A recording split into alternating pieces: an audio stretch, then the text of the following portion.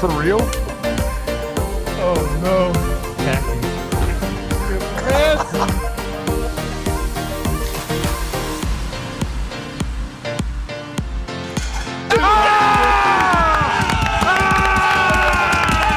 Let's go.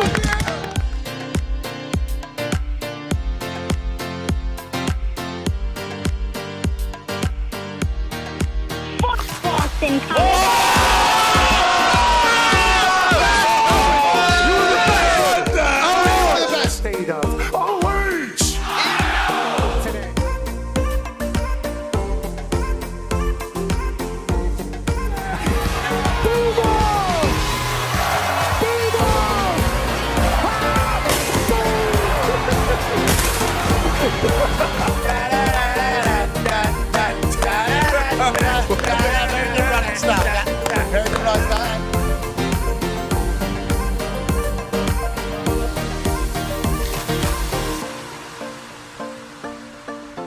In Berkeley, California. You got it.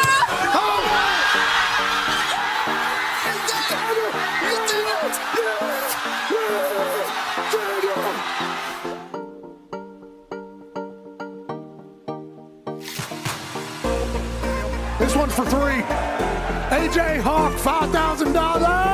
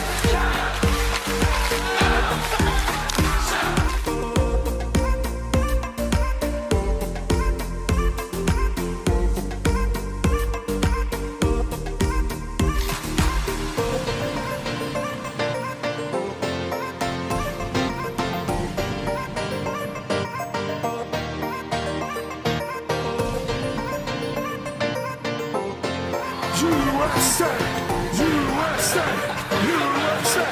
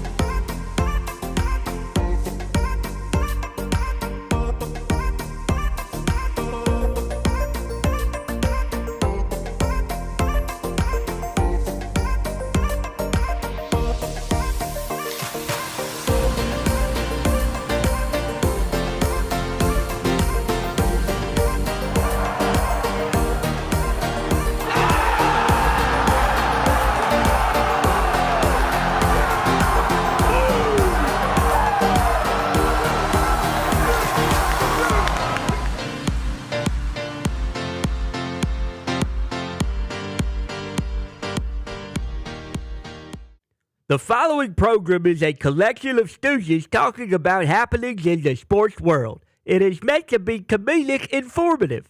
The opinions expressed on this show do not necessarily reflect the beliefs of their peers, their boss, or ESPN. There may be some cuss words because that's how humans in the real world talk. If you are young, please seek permission before watching any further.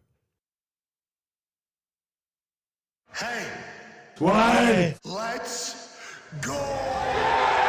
This show stinks, and the fact that you listen, we are very, very thankful for. McAfee on the line with a gorgeous assist. The all-time leading tackler for the Green Bay Packers. You pink. Damn it! Be a friend, tell a friend something nice could change their life.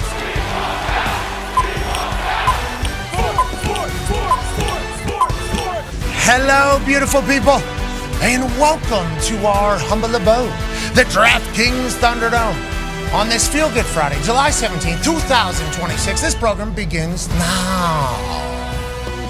Sports are the absolute greatest, and we're so incredibly lucky that we get a chance to chat about them every single day. This morning has been crazy here at the Thunderdome, and that's because magic is happening everywhere. Not only do we have a major taking place overseas where, whoa, don't look now, low scores coming in. Woo! Is that because the weather is the way it is? Is it because the wind's not as bad as it is? Is it because the boys are used to the heat? Is it because the course is running for them? Is it because they've mastered golf? Potentially. But we've had some low scores this morning. Will that continue throughout the weekend? We shall see.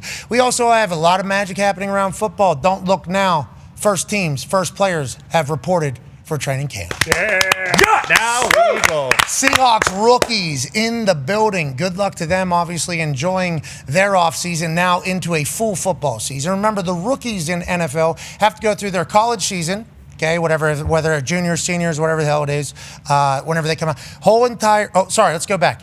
Training camp into their last college football season, into their college football season, into college football postseason, directly into combine prep, right into the combine, then into their pro day, then you get drafted, then you got rookie mini camp, then you have OTAs, then you have 3 days off, and then you have, boom, rookies reporting to mini camp, and then, or training camp, and then, longest football season you've ever had in your entire life on the other side. The Seahawks rookies are going to experience it longer than anybody. Congrats, Congratulations. boys. Good luck, boys. Seattle. They talk about that rookie wall about week 8, week 9, into about week 13, week 14, where there's literally, you're in this kind of a, what's that called? Not heaven, not hell? Purgatory.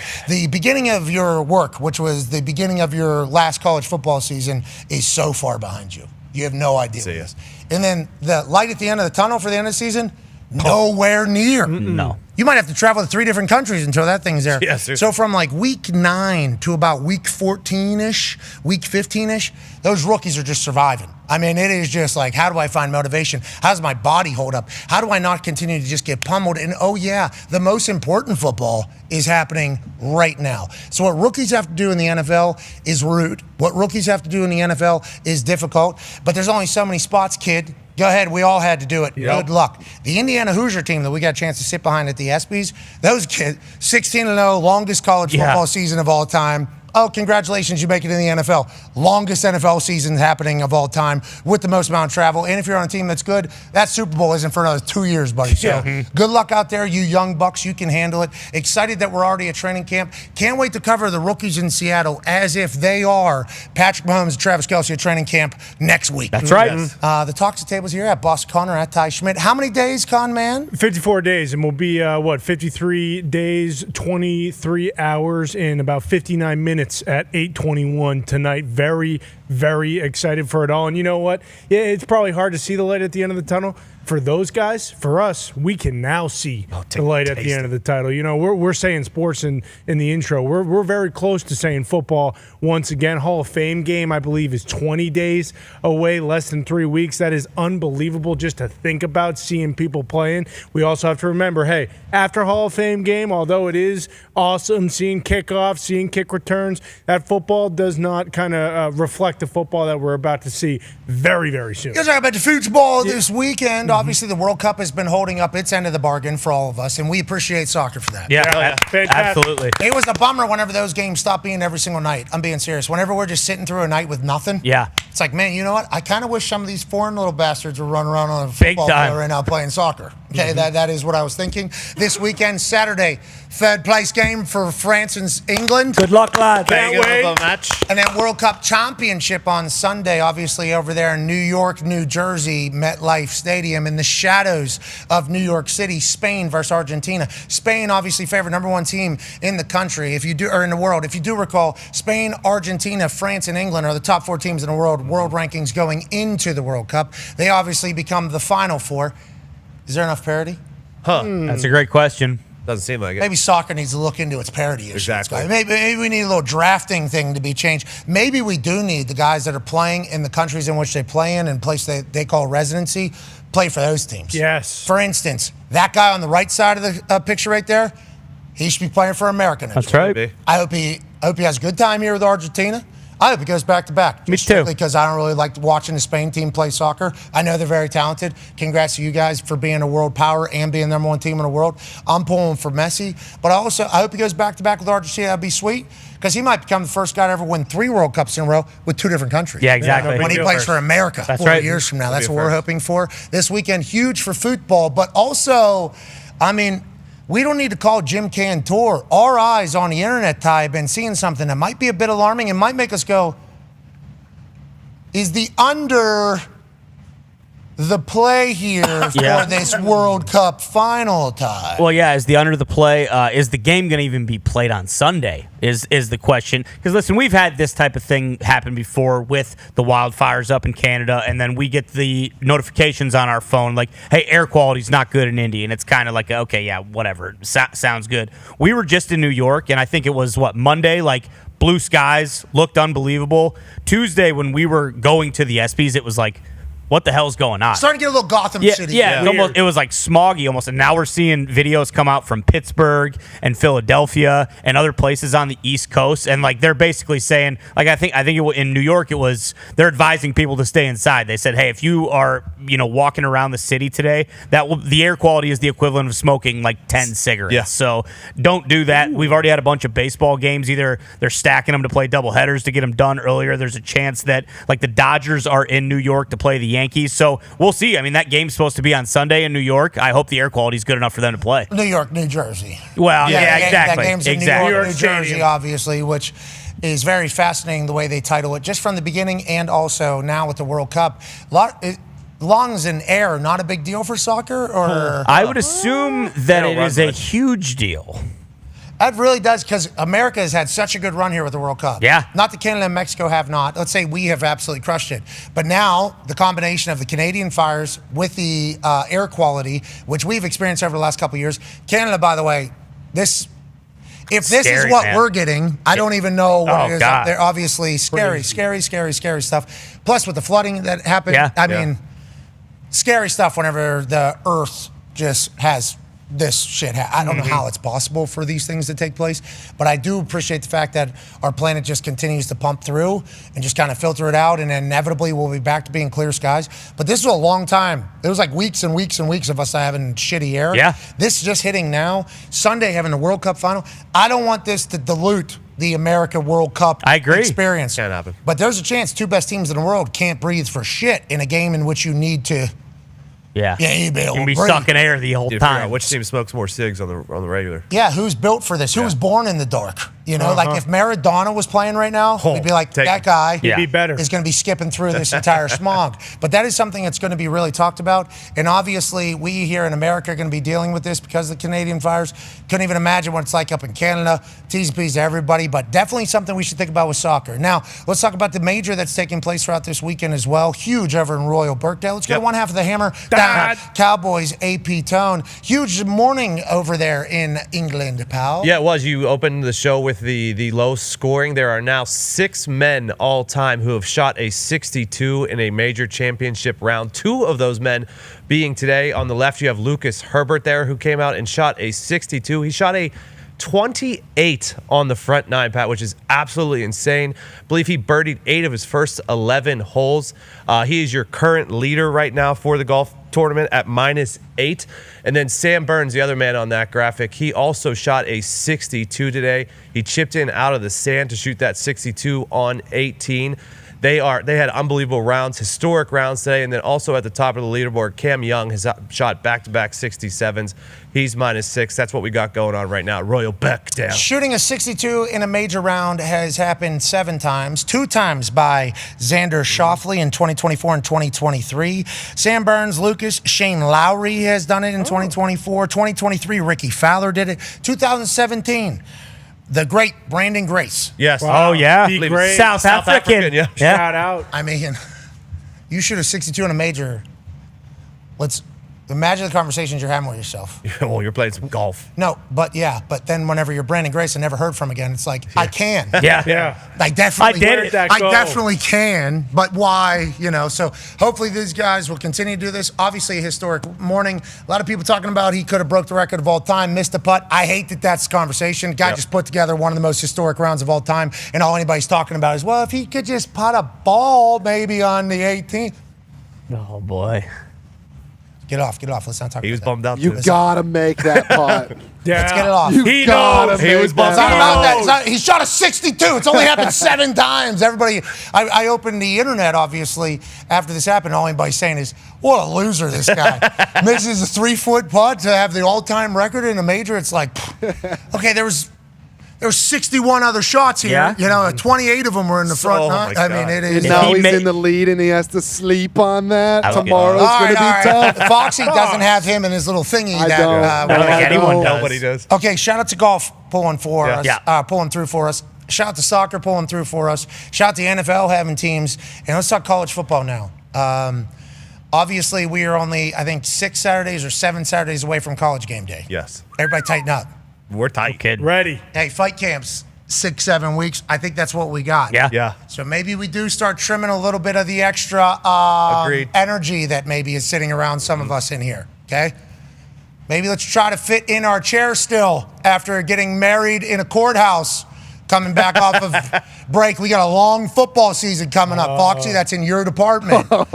Yeah, Foxy, your department. Multiple people in there have seemingly decided that their bodies can handle everything, and they're going to put that to the test. I will have them in the Hawk House at 8 a.m. every morning with me if Maybe that's what 7. you want me Please to do. don't. But I would like us all to remember, football season's close. We need to understand during football season, we are all going to become fatsos. Without a doubt. Part of it. Not Part this of- year. Well, no, I don't care what you do when it happens. I'm just saying we can't be doing mid-season fatso before season even starts, because then Midsummer. mid-season becomes Goliath Yeah, right. heart problems. Yeah, you're right. So I'm just talking to us strictly, and at home, you might be on the same page.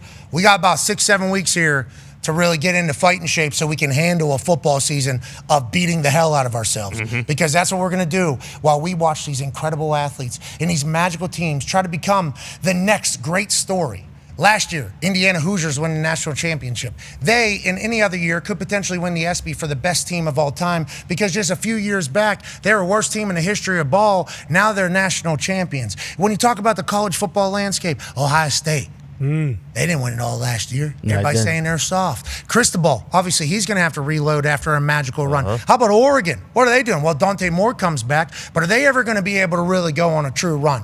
Who's the kings of the Big 12 now after everything that just happened down there in Texas Tech? Is that going to move up to the Mormon land? And then how about the Power 6-5 or whatever? Are they still getting Pac-12's automatic back. 2 bids to get into the Hopefully tournament? not. College football has so much magic that's about to take place 6 weeks from now. Let's make sure we're in the proper mindset. Ladies and gentlemen, what we get to do every once in a while on this particular program is be a part of history. This year, we get a chance to be a part of something that is not only good for sport, good for world, good for country, but also good for our neighborhood. Yeah. Every once in a while, there's some elite superstars that have a little bit of motion. Ladies and gentlemen, it's time for another big-time commitment.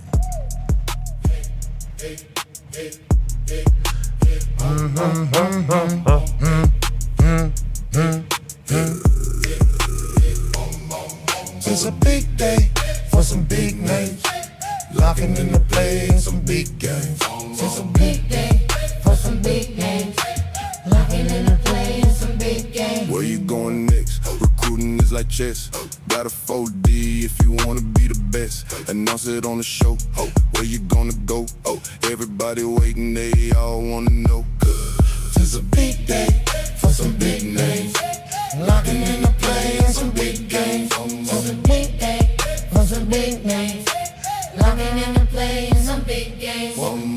Ladies and gentlemen, the man who's about to make his decision, I would like to say, has the most motion out of any person that has ever come on our show to announce where they are headed. Over the last couple weeks, I've been around town, whether I'm stopping at CVS to try to get some milk, Sure. maybe go down to the grocery store to pick something up for my daughter or baby boy. And the only thing that anybody has been asking me about. Not, hey, congratulations on everything. How you doing? Not, hey, Pat, I hate you, which is good to not hear that. Sure. All anybody wants to know is what the Lawrence North Wildcat, #1 wide receiver in the country, from our neighborhood right here, the hell is he going to do? Where's he going to go? Is he going to make some dreams come true, or is he headed out of state to go on and continue his future Hall of Fame career? Ladies and gentlemen, joining us now to make his commitment is a 6'5" stud, Lawrence North Wildcat. Ladies and gentlemen, Munshawn Showtime Sam. Yeah, this that long walk. This that long walk. This that long walk. Whole family, whole team, whole neighborhood. How are you, everybody? We appreciate you guys coming through here. We are very lucky and thankful. Of course. He's huge. Hi, everybody. Okay, perfect. Hi. How you guys doing? Sorry, don't break your ankle, please. Thank you for being here. All black Air Forces. It's time. Yeah. I gotta do it. How you doing? How you doing? Here, if you want to sit in my seat, you can, or stand, whatever the hell you want. Drew Brees. Okay, you stand.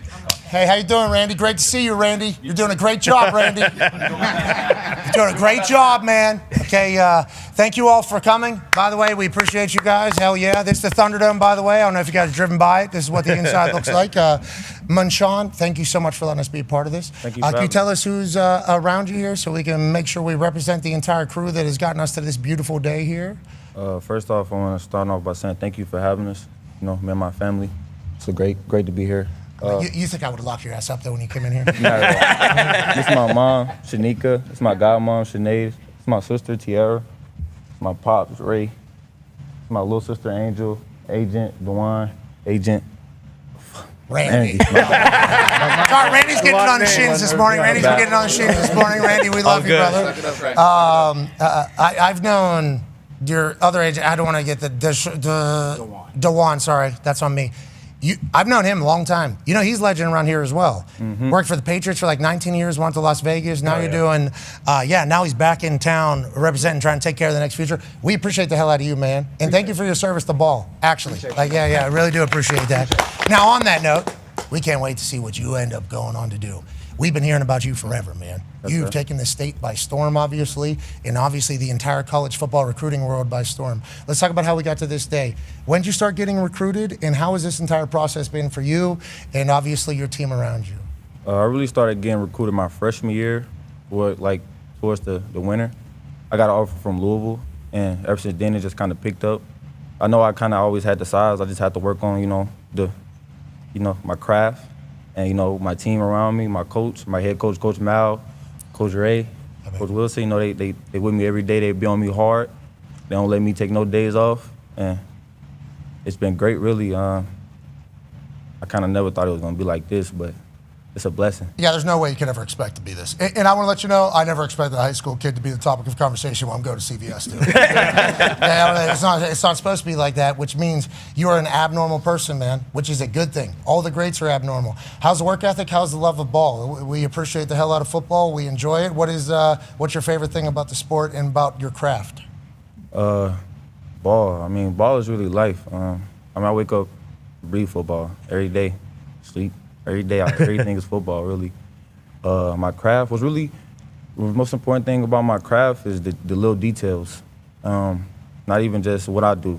Just everybody really looking at me because I know everybody watching to see what I'm going to do. Just picking up on my effort, every little thing. Well, it's a big day for a big name. Mm-hmm. Locking in the play in a big game. Family, you guys look amazing. How's the process been? The all black Air Forces on this day. I mean, that is a that is a message, and I appreciate that. Straight like that. Yeah. I assume this process has been crazy for you all, though. Yeah. A whirlwind, I would assume. Could you just kind of describe it as we hit this point in the road that's very pivotal, but also the end, I assume, of a lot of chaos for you guys. But it's a good thing, not a bad thing. Yeah, I mean, it's just a stressful moment for everybody, man. Everybody put a lot of stuff into this, into him. And the process, man, I mean, that's just pretty much it, man. Well, we appreciate it. Yeah. Genuinely. And our state loves you, man. As you know, everybody is proud as hell that you are in the state of Indiana. Now, we do know that IU is one of the Final Five. Obviously, that is a crazy thing to think that Indiana University is one of the Final Five for the number one wide receiver in the world. We're all kind of living in this world now. Texas, Sark, Arch, they're building, obviously. Roll Tide, Kalen DeBoer in the world. Ohio State, Wide receiver, you. just 3 hours away. Yeah, but Coach. Yeah, he's not there anymore. Yeah, okay, No. okay. I don't want to sway anything. Okay, I don't want to sway anything right now. LSU rounding out the 5. Obviously, Lane Kiffin down there. What he's building is special. 4 schools that would always be in this conversation. An added school, obviously, in Indiana that's going to be in this conversation forever. If you just want to kind of let the world know where you're headed next, I think there's a lot of fan bases that are eagerly awaiting the fact if they can get Munshawn, Showtime, sales into their building. And congrats to all of you before you do this. And good luck, brother, if you want to let the world know where you're headed. First, I want to thank God. This whole process, it's been kind of hard, but every night I just talk to God about it, and He just helped me come up with this. You know, I talk to Him every day. He's been the biggest, part of my life. He's helped me come this way. He's gonna help me in the future too, with whatever I decide to go. I would like to thank my head coach, Coach Mal. Thank you, Coach. Coach Mal. Thank you, Coach Mal. Go get that shit. Far left there. Go get you one I of would these. like to thank Coach Ray, Coach Wilson, all 3 of those guys. They be on me every day. They on me more than anybody I can. They the best role models, father figures I can ever ask for. I like to thank my teammates too back home. My brother Carter, Noah, Justin, Dez. Boys. Boys. JT. The whole township really. Y'all kind of put a lot into us. Y'all feed us every day. Y'all take care of us every day. Y'all just be on us every day. Y'all make sure we get our education, everything. I want to say thank you to the whole Lawrence Township and everybody that's been a part of this journey. With that being said, for the next 3 to 4 years, I'll be taking my talents too. Oh, I like that. I like that. Indiana University.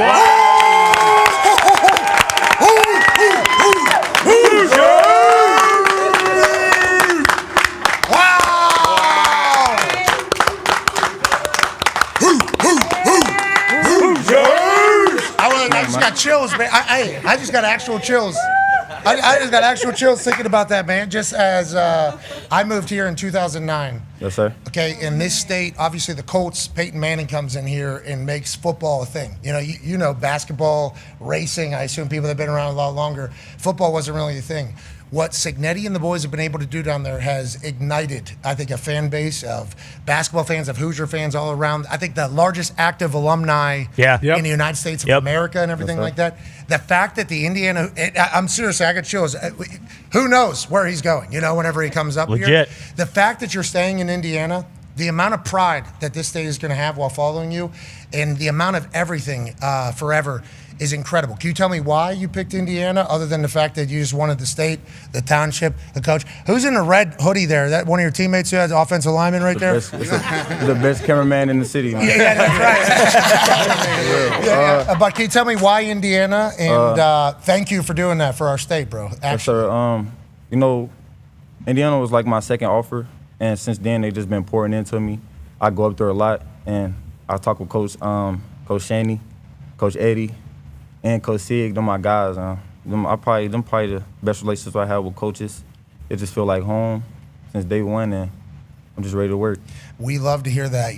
Coach Sig and them, obviously any team that's good, all the teams you put up there, they work their asses off, but there's also very much attention to detail. I think if Coach Signetti is interested in you, not that you're the number one wide receiver, you're obviously gonna be interested in everybody, but Coach Sig likes a specific type of player. He likes somebody that's a badass, that works their ass off, loves ball, but also is elite at what he's been able to do. I think it's a huge nod of respect if Coach Sig loves you. Can you tell me about your conversations with him? And then obviously Shanahan, as you were talking about with Coach Shanny, that offense and what you like most about it.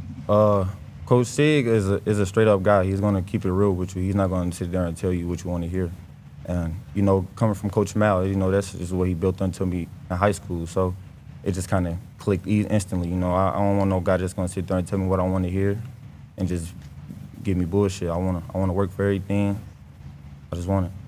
How do you feel about this? You feel good?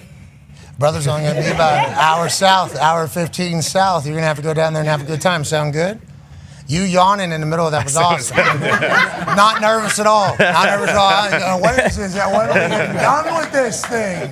Well, we're so incredibly thankful that you, your team, your family are staying in the state. We can't wait to watch you. Thank you for letting us be a part of it. I think some of the boys might have some questions for you. Go ahead, Con Man. Yeah, aside from football, I mean, I was talking to you earlier and I read about it. The track, like, was there ever a thought like, hey, I should just go represent America and run track at the Olympics? Or was that kind of like, hey, this is going to feed into my football? To be honest, I mean, if you go to Lawrence North, you got to run track to play football. So it was no ifs, ands, or buts about that. But nah, I'm not running track. No, he's a football player. It's different. Speaking of Lawrence North, Olympic bronze medalist, 4x4, Ashley Spencer went to school there. Mike Conley Jr. went to school there. Greg Oden went to school there. And in about, I don't know, 2 years, they're going to say, ladies and gentlemen, from Lawrence North, Wildcat, Indiana Hoosier legend, potentially national champ. So let's go get another one of those. The state had a good time. That was a great time. Yeah, fun following that. Yeah, you're going to have to work your ass off for that. We're going to have a good time. Okay, so we're going to need that. Congratulations, and we're so incredibly pumped to watch your journey, and thanks for letting us be a part of it, man. You've done this state very proud already. Yes, sir. Everybody in this state holds you in high regards, especially in this new world that we're in, because of the amount of spotlight, the amount of tension, the amount of pressure, money, you name it. Everybody would expect you to potentially not act the way you've acted. You've been a gentleman, you work your ass off, and everybody loves you. This state loves you, man. So good luck down there in Indiana, and thank you for letting us be a part of it. And let's have some good days down there with Coach State. Got it? You're the man. Congratulations. Congratulations. Thank you. Congratulations. Hey, congrats, man. Good, We're so clean happy down. for you. It's Team, a good jacket, too. Ladies and gentlemen, future Indiana Hoosiers. Munshawn, Showtime, Sam.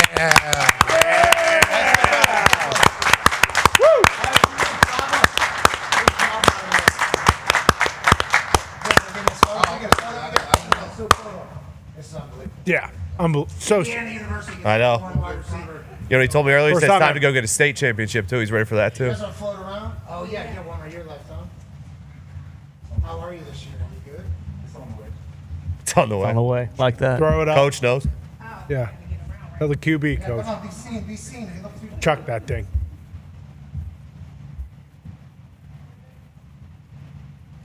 It's a good picture. Hold on. Great to meet you, man. Nice to meet you. Congratulations. Congrats. Congratulations. Congrats, man. Oh, I like that. Congrats. Congrats. Thank you. Man. Hey, go pass.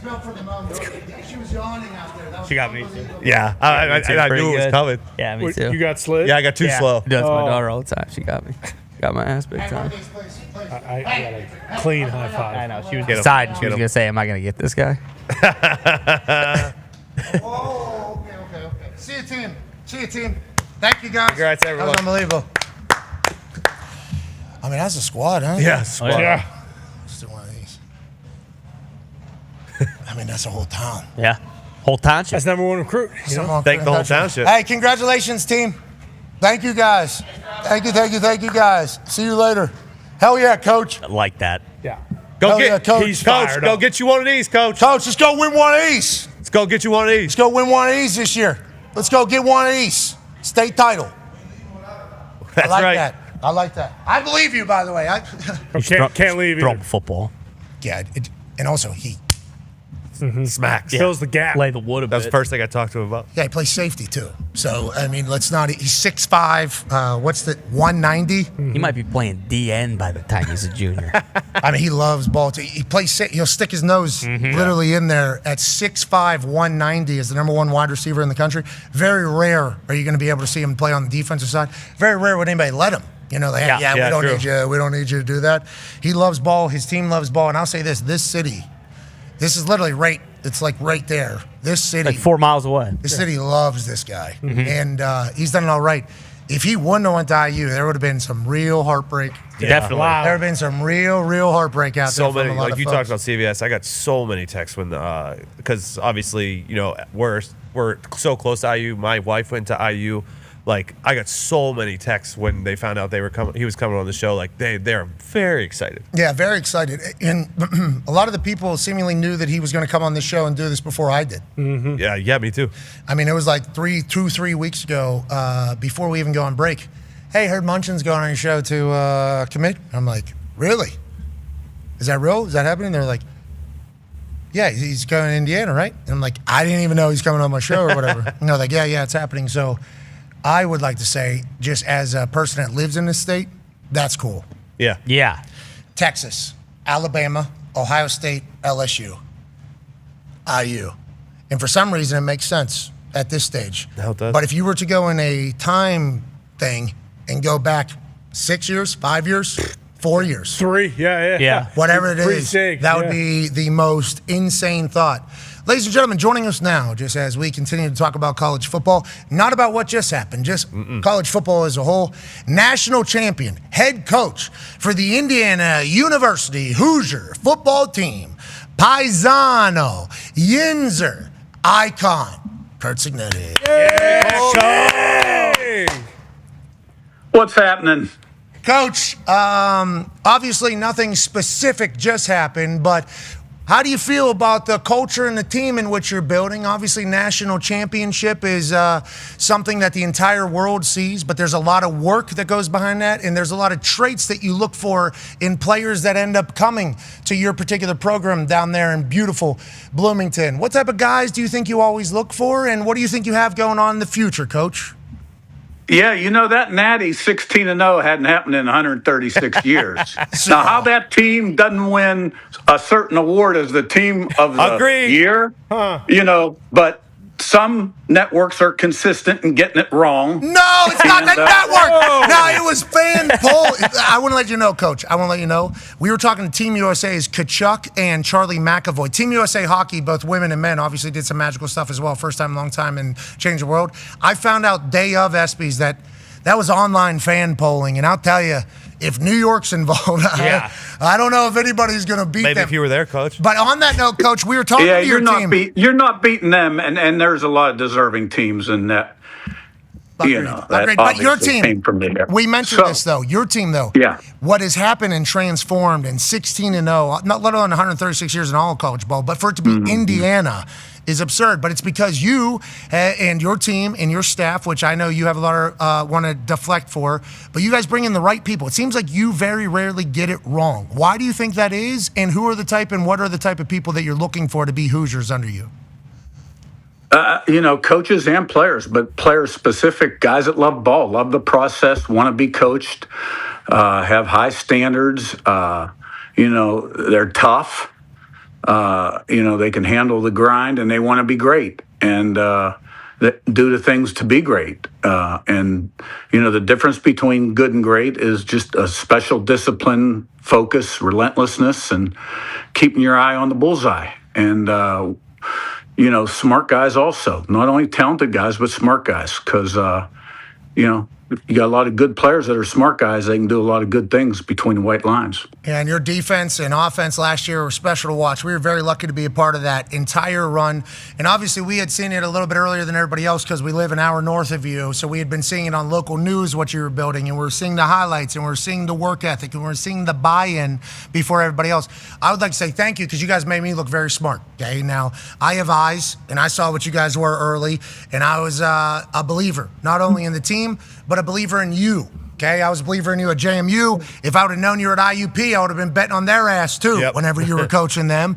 But you have turned Indiana into just a common household college football brand. We looked at, there was a number one wide receiver that was going to commit, and who his teams were all the obvious. Texas, Ohio State, LSU, Alabama, and then Indiana University is on there. And as somebody who got drafted here in 2009, has called this place home for the last 17, 18 years, whatever the math is, I don't know how to figure that out because do I count that first year? Do you not count that first year? I've been here for almost 2 decades. That seems like a pipe dream. Can you tell me about the state of IU right now as a football program versus maybe the first day you walked in? And how much more can we grow? What does the future look like for you? Well, we've taken it to the top of the mountain, so we've proven that we can get there.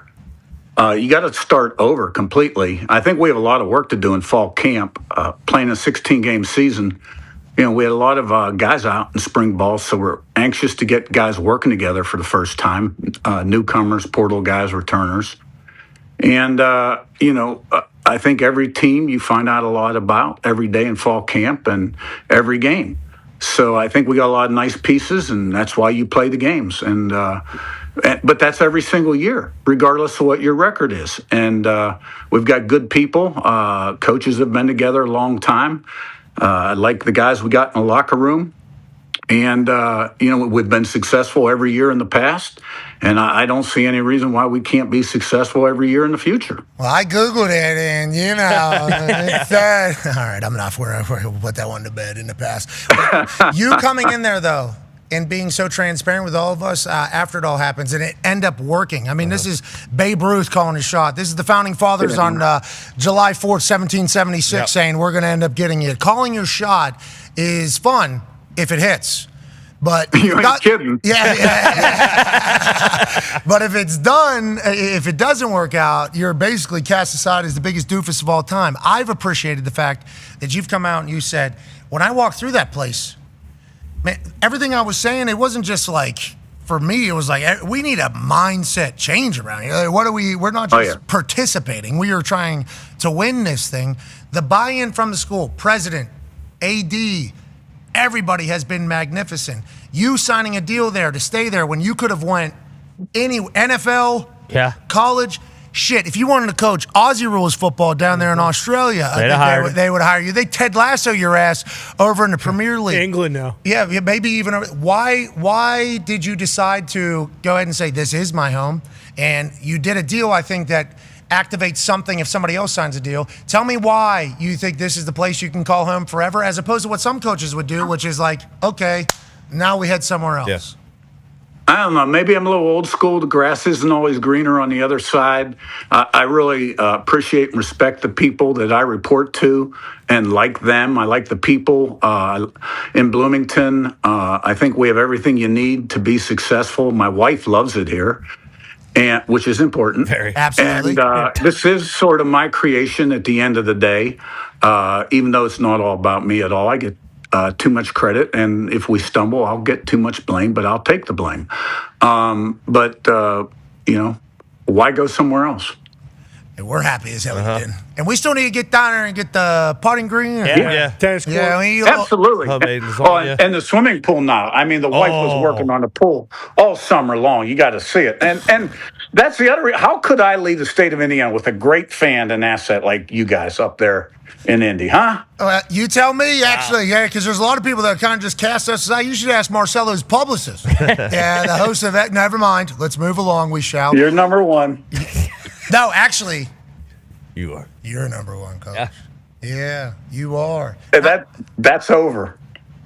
No, I think you're still. Yeah, you got a couple of months here. Yeah, you're still the guy. I think until the next national championship, actually. Don't let the boys think that, though. You can kind of walk around. We were telling your team, and we've been DMing all your players that, boys, everything that was accomplished last year, don't even worry about this year. Take it easy. Go ahead and move along. I know you're on them. I can't wait to watch your team this year. Tone has a question for you, Coach. Yeah, Coach. Third straight year at IU, you're going to have a transfer starting quarterback. Obviously, what you did with Fernando and what Fernando did going from Cal to IU to win the Heisman was unbelievable.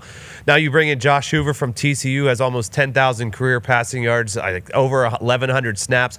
How important was it to bring in someone, again, with experience running a similar offense for you in this team? And why do you think you have so much success with transfer quarterbacks? Well, that's been our recipe really since 2019. Every guy's been kind of a one-year guy transfer. They've all been player of the year in the league. So since 19, with the exception of one who was an incumbent, but or a second teamer. But anyway, I'm not saying that will always be the formula, but I'm not ready to if we find the right young guy one day that we think can help us win a national championship as a sophomore, let's do it. Because then you got him 3 more years, right? No, wrong. He's probably off to the NFL then. But Josh Hoover has won a lot of football games, thrown a lot of yards, a lot of touchdowns. Was asked to do a lot of things down there. We run the ball, even with Fernando 60-40, and play great defense, great special teams. So what we'll ask him to do, a little different than what he was asked to do before. And I'm anxious to see the kind of improvement he's made in fall camp. He can spin it. I watched him against UNC down there week 1 when we thought North Carolina Tar Heels were potentially going to this national championship after one drive. We were down there for that first drive, which is what Lombardi and Belichick are going to be trying to catch. Yeah. That's going to be what they're chasing for however long until they get there. But we watch Hoover spin it. That thing comes out real nice. Yeah, that comes out real nice. And now that we've seen Fernando, that thing comes out real nice. Is that a huge piece of your evaluation? Because I said this earlier, but I mean it. Oh, yeah. I think I could say it. You're the greatest talent evaluator, and I know you're going to say you have a team of it. You're the greatest talent evaluator that we have seen in this modern college football. You got a lot of places that spend a lot of money on a lot of players, and they don't work out. Feels like whenever you have gotten money from your IU alumni, which everybody talks about now, like IU alumni's in there. Yeah, but if you waste that money, that shit's not coming back. Gone. You have been able to kind of pinpoint what you're looking for, why you're looking for it. At the quarterback position, Hoover has a lot of similar qualities to Fernando that we have seen, including pretty ball. Normally, if you throw a very pretty ball, it's going to be accurate. Normally, that is kind of what it is. What else are you looking for in the quarterback position, you think? And why do you think your talent evaluation is what it is? Is it just because you're from Pittsburgh and you know ball and went to West Virginia? Well, they all have to have arm talent, be able to extend play, see the field, be a great competitor, and be tough. We develop them, I think, only because we're smart. We don't have a magic wand. We try to give them a good run game, a good defense, and let them know every once in a while a punt's a positive play. And, they all build off early season success, and I expect Josh to do the same thing. Talent and evaluation, can't really say much about that. Sometimes it's just a gut feeling. I've been around a lot of good people. My dad was a good recruiter, known as a good recruiter. So I guess at a young age, maybe I was looking at it a little bit. But a lot of coaches are great talent evaluators in our building. It's a team effort.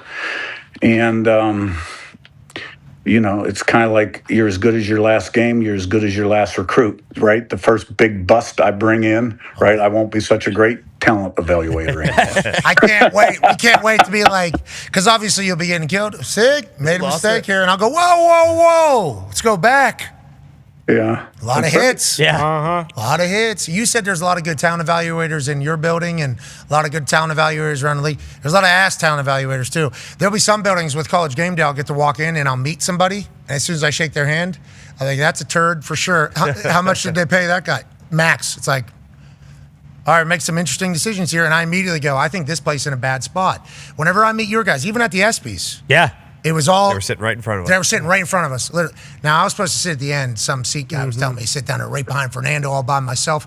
I'm sitting with the boys. I'm not sitting by myself over here. Oh, yeah. Okay, can't be doing that. Should have probably sat behind Fernando, though. Would have given him a big one of these, couple of these. That entire game.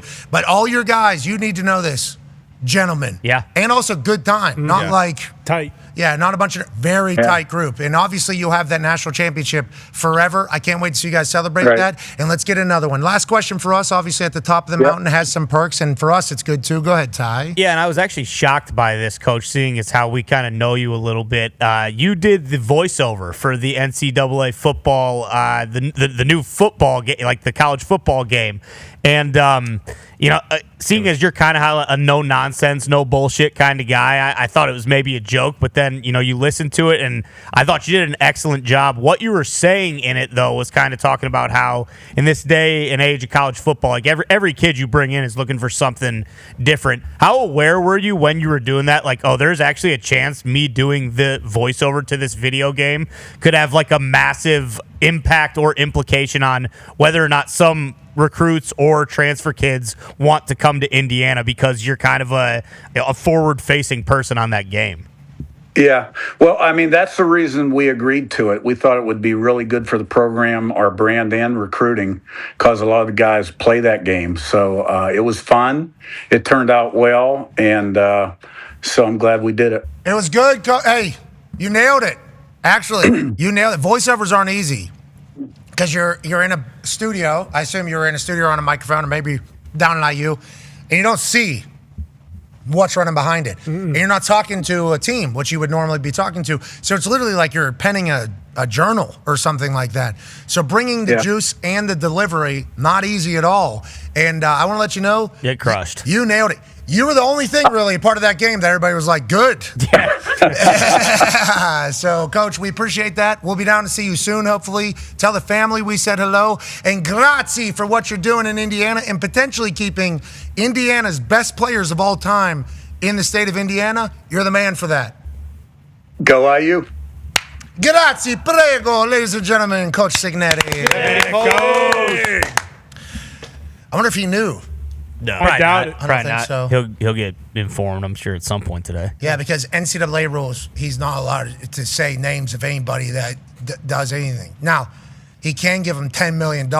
Sure. Of course. But can't say name, though. Not yet. What type of players you like? The guys that like ball. Guys, okay, perfect. What about Munshawn Sales? Can you tell us? Whoa, I don't know who. I don't know who you're talking about. What are you talking about? Well, the NCAA said you're not allowed to say his name, but you can give him, I don't know, a whole building if you want. Can't say his name, though. See, that's the shit. Why don't they? Stupid. Why don't they change that right now? Well, there's just so many things that are so stupid. But the NCAA, from our understanding, both talking to Charlie Baker and listening to them testify and doing other things, they're like, we can't do anything really.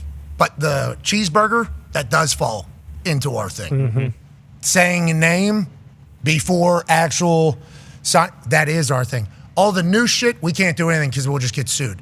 So I think the NCAA is like, can we get some assistance in like having some power where we can't get sued, which I think is this act that they're trying to put through. Yeah. So that the NCAA can be a governing body. Because now all the NCAA can really govern is all the bullshit that like we all think is so stupid. But if they do anything for any of the other stuff, they get sued and they can't do anything. So that's why I think all of us that, and we're saying us, but we do because we're on a daily show and we pay attention to everything. All of us that are kind of in it every single day are like, hey, there has to be. Gotta do something. We gotta get something Easy going. fix. We got. I know it's not gonna be perfect for both sides. Like even the people that are trying to make all the guardrails, like, hey, you're not gonna get everything you want here. And then for the people that don't want it, agents, mostly. And the players through the agents don't want it and everything like that. Like what they want to restrict how much money we're going to make. Like what's that? It's like, I don't think that's what they're looking to do. Will that be a ripple effect? Potentially. Will there be better contracts and more money for more people? Potentially. But that's every CBA negotiation that it takes place for everything. But it's like when you're in it every day, there's just so many stupid things that happen where it's like, hey, can we figure out something to take care of the stupidity? Because that would be about 75% of the shit that needs to be handled, and then all the other stuff needs to take place on the outside. But the NCAA is looking at us like, okay, yeah, we'll do that. We make a ruling on this. This can't happen anymore. And then, boom, boom, boom, 6 lawsuits come. They sit in front of a judge. The judge says, actually, NCAA, you have no grounds to say anything. Like, sweet. What? This burger, though, Yeah, suspended for the season. Yep, you can definitely do that. NCAA, you can definitely showcase that you have some sort of power in that world. But in this whole new world that is much bigger, grander, more important, and potentially more devastating to the sport, you have nothing. So we just showcased one more thing that's like so stupid, but we need some sort of something so we can get to the next step. But I think we're on our way there. Yeah, we are, and it's also wild. But with all this, I'm so excited to see Sig play in these waters now because he's been playing in the not under-talented, but guys that were overlooked. Yes, overlooked, and then, quote-unquote, overperformed. And he did a lot with guys that, had the stats and everything in college versus, maybe the potential. That was kind of his route. Now that he's getting 5 stars. I can't. And it's weird. He's bringing in, like, obviously with Monchon, out of high school. But Nick Marsh was the wideout from Michigan State who's come in and was very, very highly recruited. He's doing it at certain positions, mostly wideout and DN, and I think those are probably the most important positions to have just absolute freaks at. But I'm excited to see Sig start playing in these waters, and they're going to continue to be good. Like, they did lose some talent last year, a lot of it on the offensive side of the ball, specifically with Mendoza. But they have like 7 starters coming back on defense with Brian Haynes, who that defense was absurd last year. They're going to continue to be very, very good. Yeah, that defense with Hainsey, they were on a string. Yeah. Actually. And we saw some of them at IU or at the SBs, and they all had blockheads too. Yeah, they did. Big. That is something I think Sig does look for on the defensive side. What's the shape of his head? Yeah. Does that face look like a fucking home plate or not? It does. All right. Now how does he play? How much does he cost? Does coaches like him or no? Coaches like him. He's got the blockhead? Yeah. Does he like football? Yeah. Who? Hoosiers. I think that's what he's looking for on the defensive side. Yeah. But they all had to be smart, too. Yes, very. Spagnuolo of the Chiefs, a couple years back, whenever the Chiefs' defense was leading the charge, Spagnuolo did an interview, Super Bowl press conference, I think, where he said, normally on a defense, you'll have like 4 guys that are really smart and have to like kind of guide the other guys. If you have a good defense, you have 4 guys that are kind of guiding everybody. You have them all at different levels. He said our defense has 11 of those guys, all 11 guys. Seattle Seahawks defense, Legion of Boom, 11 guys, all defensive quarterbacks, basically. They're all super smart. Very rare that you find that. Patriots, for a long time, they'd have 3 different game plans on the defensive side. You need super geniuses, all 11 positions. Sig's defense, Haynes' defense. Yep, very much so. Very similar to that. Matt Patricia over there at Ohio State, very similar to that. So a lot of people say, like, are the schemes, they were asking Matt Patricia, the schemes you were doing different than in the NFL and college? He's like, not really. Oh, then why does it look like such a different thing for you? He's like, well, I'm given a lot more freedom, but we need the geniuses out there so we can disguise and cover. And in college, it's very abnormal to have 11 because you're still learning ball. That defense last year was on a string. They were making checks without talking to each other. They look like an NFL defense. Yeah. Now, granted, they were a little bit older. Not that everybody they were playing wasn't older, but that is a huge deal that 7 of the 11 are back there because if you have 7 on the same page, 4 not, that's still better than most other folks. Nowhere near what they were last year, though, where all 11 were dancing at the same time. Everybody talks about Fernando, as we should. More people should talk about Fernando. And Dan Orlovsky, how's that all going, Dan? How's that whole pre-draft thing going that we were talking about? Took his lap. Just how does that kind of taking a knee on stage? Yeah. Holy fudge, man. How are we sitting right there? The offense was certainly awesome. Omar Cooper Jr., Elijah Surratt. Yeah. I mean, we saw the boys literally the other night. Fernando, they all looked amazing. Offensive line won player of the game. Coogan won player of the game for the Rose Bowl. It's like they had 2 running backs that were just out. I don't want to miss anybody. Everybody, you hear what I'm saying.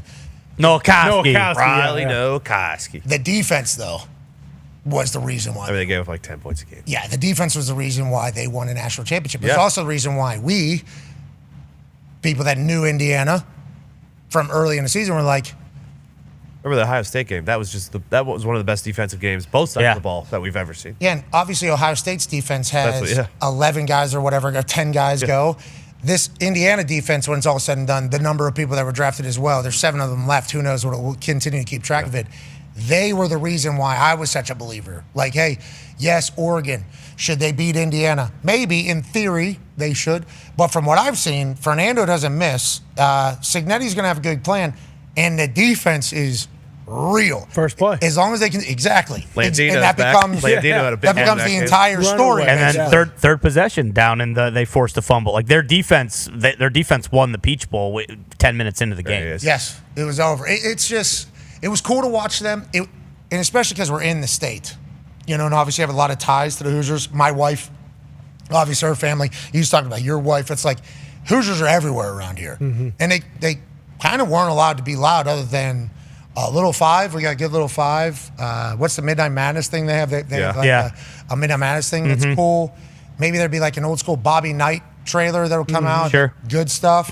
That's awesome. They didn't really have a lot to get loud about. Didn't have a lot to get loud about. Basketball team hadn't been there in a long time, even though they were certainly investing in basketball a lot more. Basketball coaches were just coming and going. Yeah. Team never really represented what the state wanted it to represent as. So IU fans were everywhere. Good boozers, good vibes, good businesses, and everything like that. This football team has ignited them all to be like, yeah, we are here. And that certainly helps in the NIL era. Certainly helps. Yeah. And you brought up a good point there, being a part of that game. That's a great idea. You want me to be the person that kicks this entire thing off? Who plays this He's game? on the cover. Who plays this game? Oh, every high school football player. All right, I guess I could. Connor asked Munchon before the show. He said, "You game or anything?" He goes, "Yeah, I play. I play NCAA." He's like, "That's all I do." So yeah. Yeah, I think it's a pretty good little thing. And also the speech he gave, he wrote clearly. Yeah, And it was awesome. It was very good. All right, let's talk about some other things happening around the sports world. During the break, we all watched Michael Strahan talk to Chris Johnson, CJ2K, and I think we all. I was kind of blindsided by it. I think I didn't even hear the rumors. No. I guess there was rumors happening, and Chris has been on the show. Chris, East Carolina, saw him through there. Saw him at the Titans, obviously in the AFC South. Chris and I, for some reason, we talked like we dap each other up before games after, and I was such a huge fan with everything he was doing. And you're talking about one of the greatest athletes of all, like they could ever exist. You're just like super explosive, super tough. Took a lot of hits, got the ball a lot, was rolling. So whenever I turn on that interview, whenever I hear Chris Johnson, I was like I was intrigued. Like, what is Chris Johnson up to? Like, I had no idea. We're on vacation too, kind of checked out.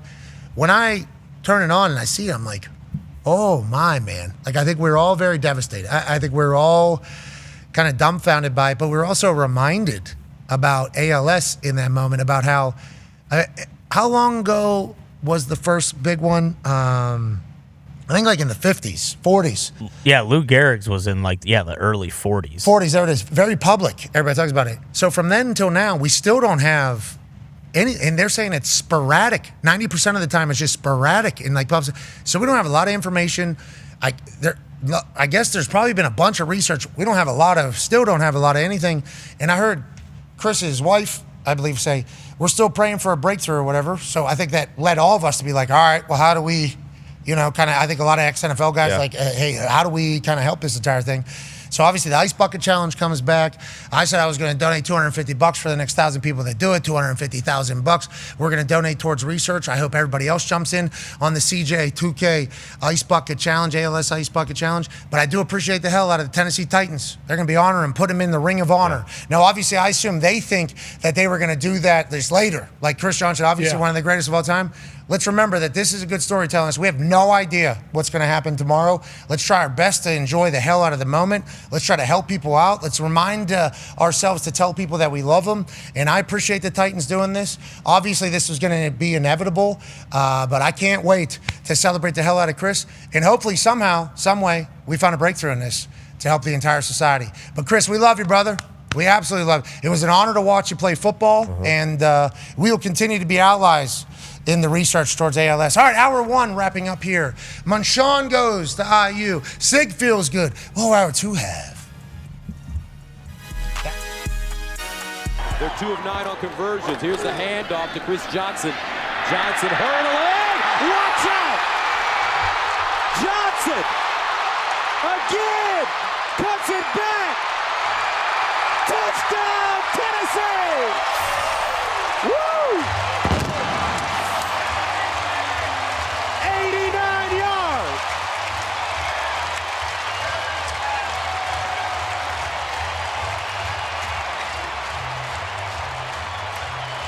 Before it gets great. Handoff. Johnson again. Watch out! Johnson! Speed! Touchdown! Oh! 91 yards! This kid is incredible! Hands it off. Johnson trying to bounce it outside. Down the line! Uh-oh! Watch out! See you later! Touchdown!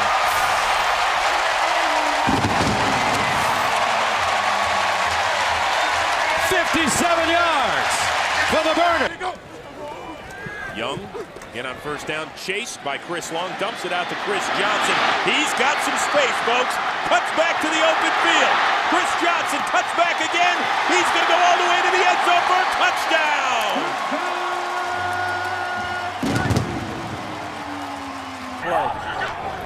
First down and 10. Johnson gets a shoulder square. Watch out! He's got getting away from the cop speed. Touchdown! Had a tuna sandwich. Hand off to Johnson. See ya. Johnson's a blur. Touchdown. 28-yard rip. 6.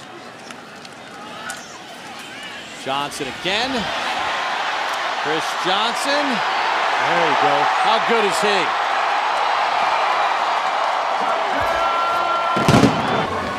Once he's through that level now, this is, see, here, there's the strength, and then it's the speed. And then Cromartie. Chris Johnson now lines up at the. Nobody's covering him. Nobody's covering Chris Johnson. Wow! There he goes again. Breakaway speed, and he'll jog into the end zone. Touchdown! After the 16-yard gain, Johnson trying to bounce it outside. Has a crease, has an opening, cuts back. The following program is a collection of stooges talking about happenings in the sports world. It is meant to be comedic informative. The opinions expressed on this show do not necessarily reflect the beliefs of their peers, their boss, or ESPN. There may be some cuss words because that's how humans in the real world talk. If you are young, please seek permission before watching any further. Hey, Why? let's go. This show stinks, and the fact that you listen, we are very, very thankful for. McAfee on the line with a gorgeous assist. The all-time leading tackler for the Green Bay Packers. You pink. Damn it! Be a friend, tell a friend something nice could change their life.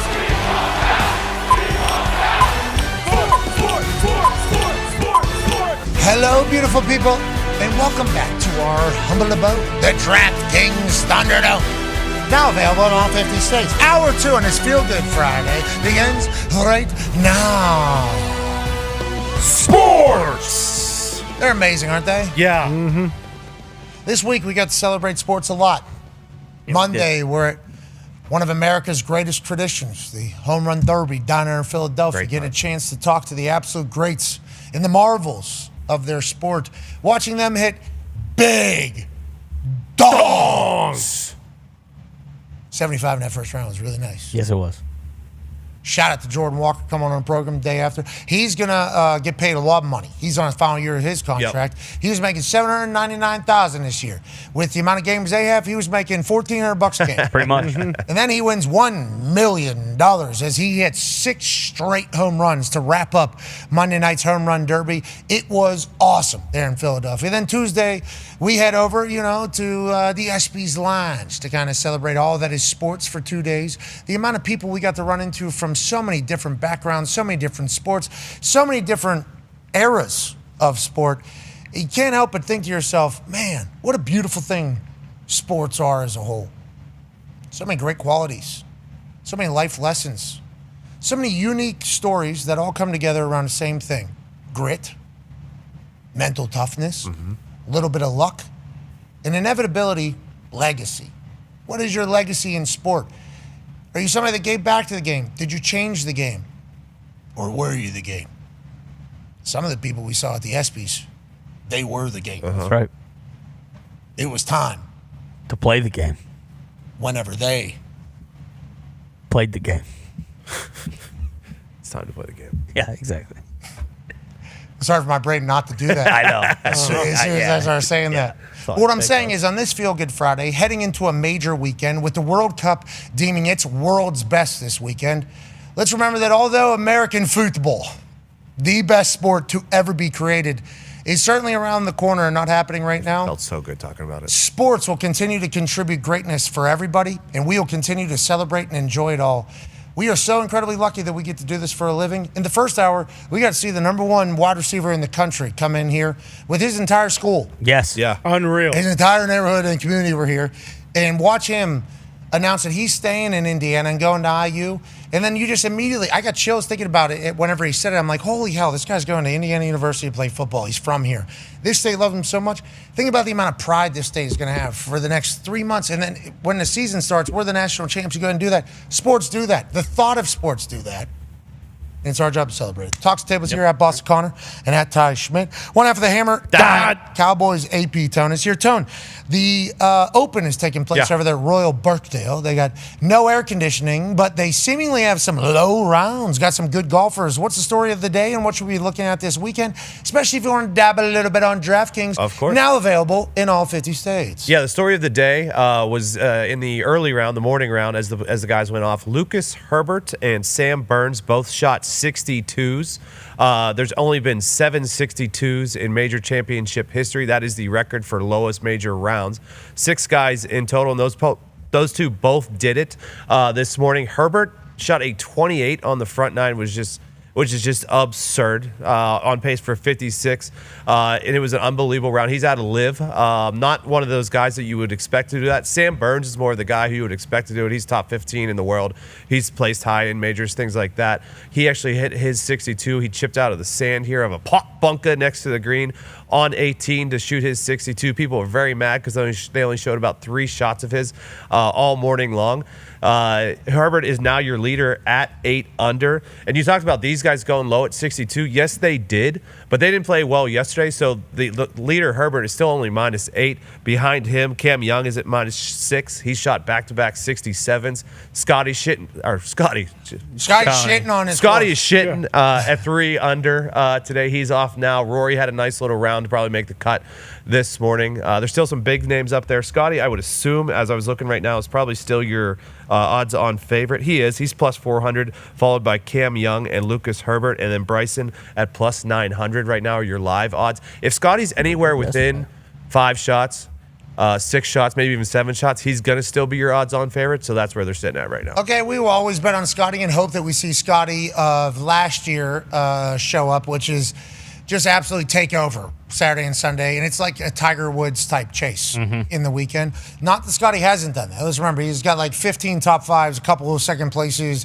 He's won already, but everybody's saying it's kind of not the same Scotty. It's like, he also had a baby, right? Earlier. Yeah, he did have another baby. Yeah, so there's a chance, that Scotty is all the way back to being Scotty after missing a cut last week and getting a chance to get over to Royal Birkdale early. Yeah, first time. And get a chance to prepare a little bit for this. He's never gotten a chance to do that. So I will bet on Scotty until further notice. A couple 62s in the morning, though, special. Because these tournaments, you're supposed to shoot ass, right? Yeah. The rough's supposed to beat the hell out of you. The bunkers is supposed to be impossible to get out of. The wind is supposed to be not easy to deal with. And it seems like other than the heat and the dryness, the other factor's kind of not there. Might see some showcase rounds of golf this week. Yeah, they always talk about the U.S. Open is going to be hard because of the rough and the tiny fairways. The Augusta is what it is, but the Open, these courses are normally defended by the weather. They're defended by the wind and the rain and the fescue. But the fescue we've talked about. The burn. We talked about it earlier in the week that the fescue is so dry and the course is so dry and the wind is not very bad right now. You can see it, but it's not like typical Open wind. That the course is gettable, even though 8 under through 2 rounds isn't too bad. No, it's not too bad if at all. that's what the leader is. But if the boys are starting to get the course a little bit more, and they don't have a weekend defense system. No. Yeah. Look out. Look out. Yeah. I mean, the boys are only going to get better and better over there, especially as it gets closer and closer to crunch time. That's when the greats show up. Yep. And that's also whenever the known greats fall. Joining us now is a college football national champion, Super Bowl champion, Ryder Cup winner. Ladies and gentlemen, a man who could win the Open this weekend, fresh off of his great rounds over there at the American Century Championship. Ladies and gentlemen, AJ Hawk. Yay, Hawker, Ohio State didn't get the number 1 wide receiver in the country again. Sorry. How do you feel about shocker. Real shocker. I mean, if he would have came in there with his crew and everybody and not gone to Indiana, that would have been a bit of a situation, I believe. So I had a hunch. I'm guessing he's going to Indiana. But, hey, unbelievable player. I love the fact that he's playing safety. Is he going to play safety his senior year, too? Okay, H, this is Big Ten, Ohio State Buckeye, asking if the number 1 wide receiver in the country who just committed to Indiana over Ohio State is thinking about dabbling maybe on the defensive side of the ball. Hey, man, why don't you go play a little Mike linebacker, bro? No, not like I'm saying in high school, his senior year. Like, I love and respect when a dude is the number 1 player in the country and he's playing safety and coming down the box and laying dudes out. Like, I respect it. I think it's awesome. He said 6'5" hitting like that. Yeah. He said that before. Hold on, My just even a defensive player, 6'5", 190, not going to see him helmet down like going it.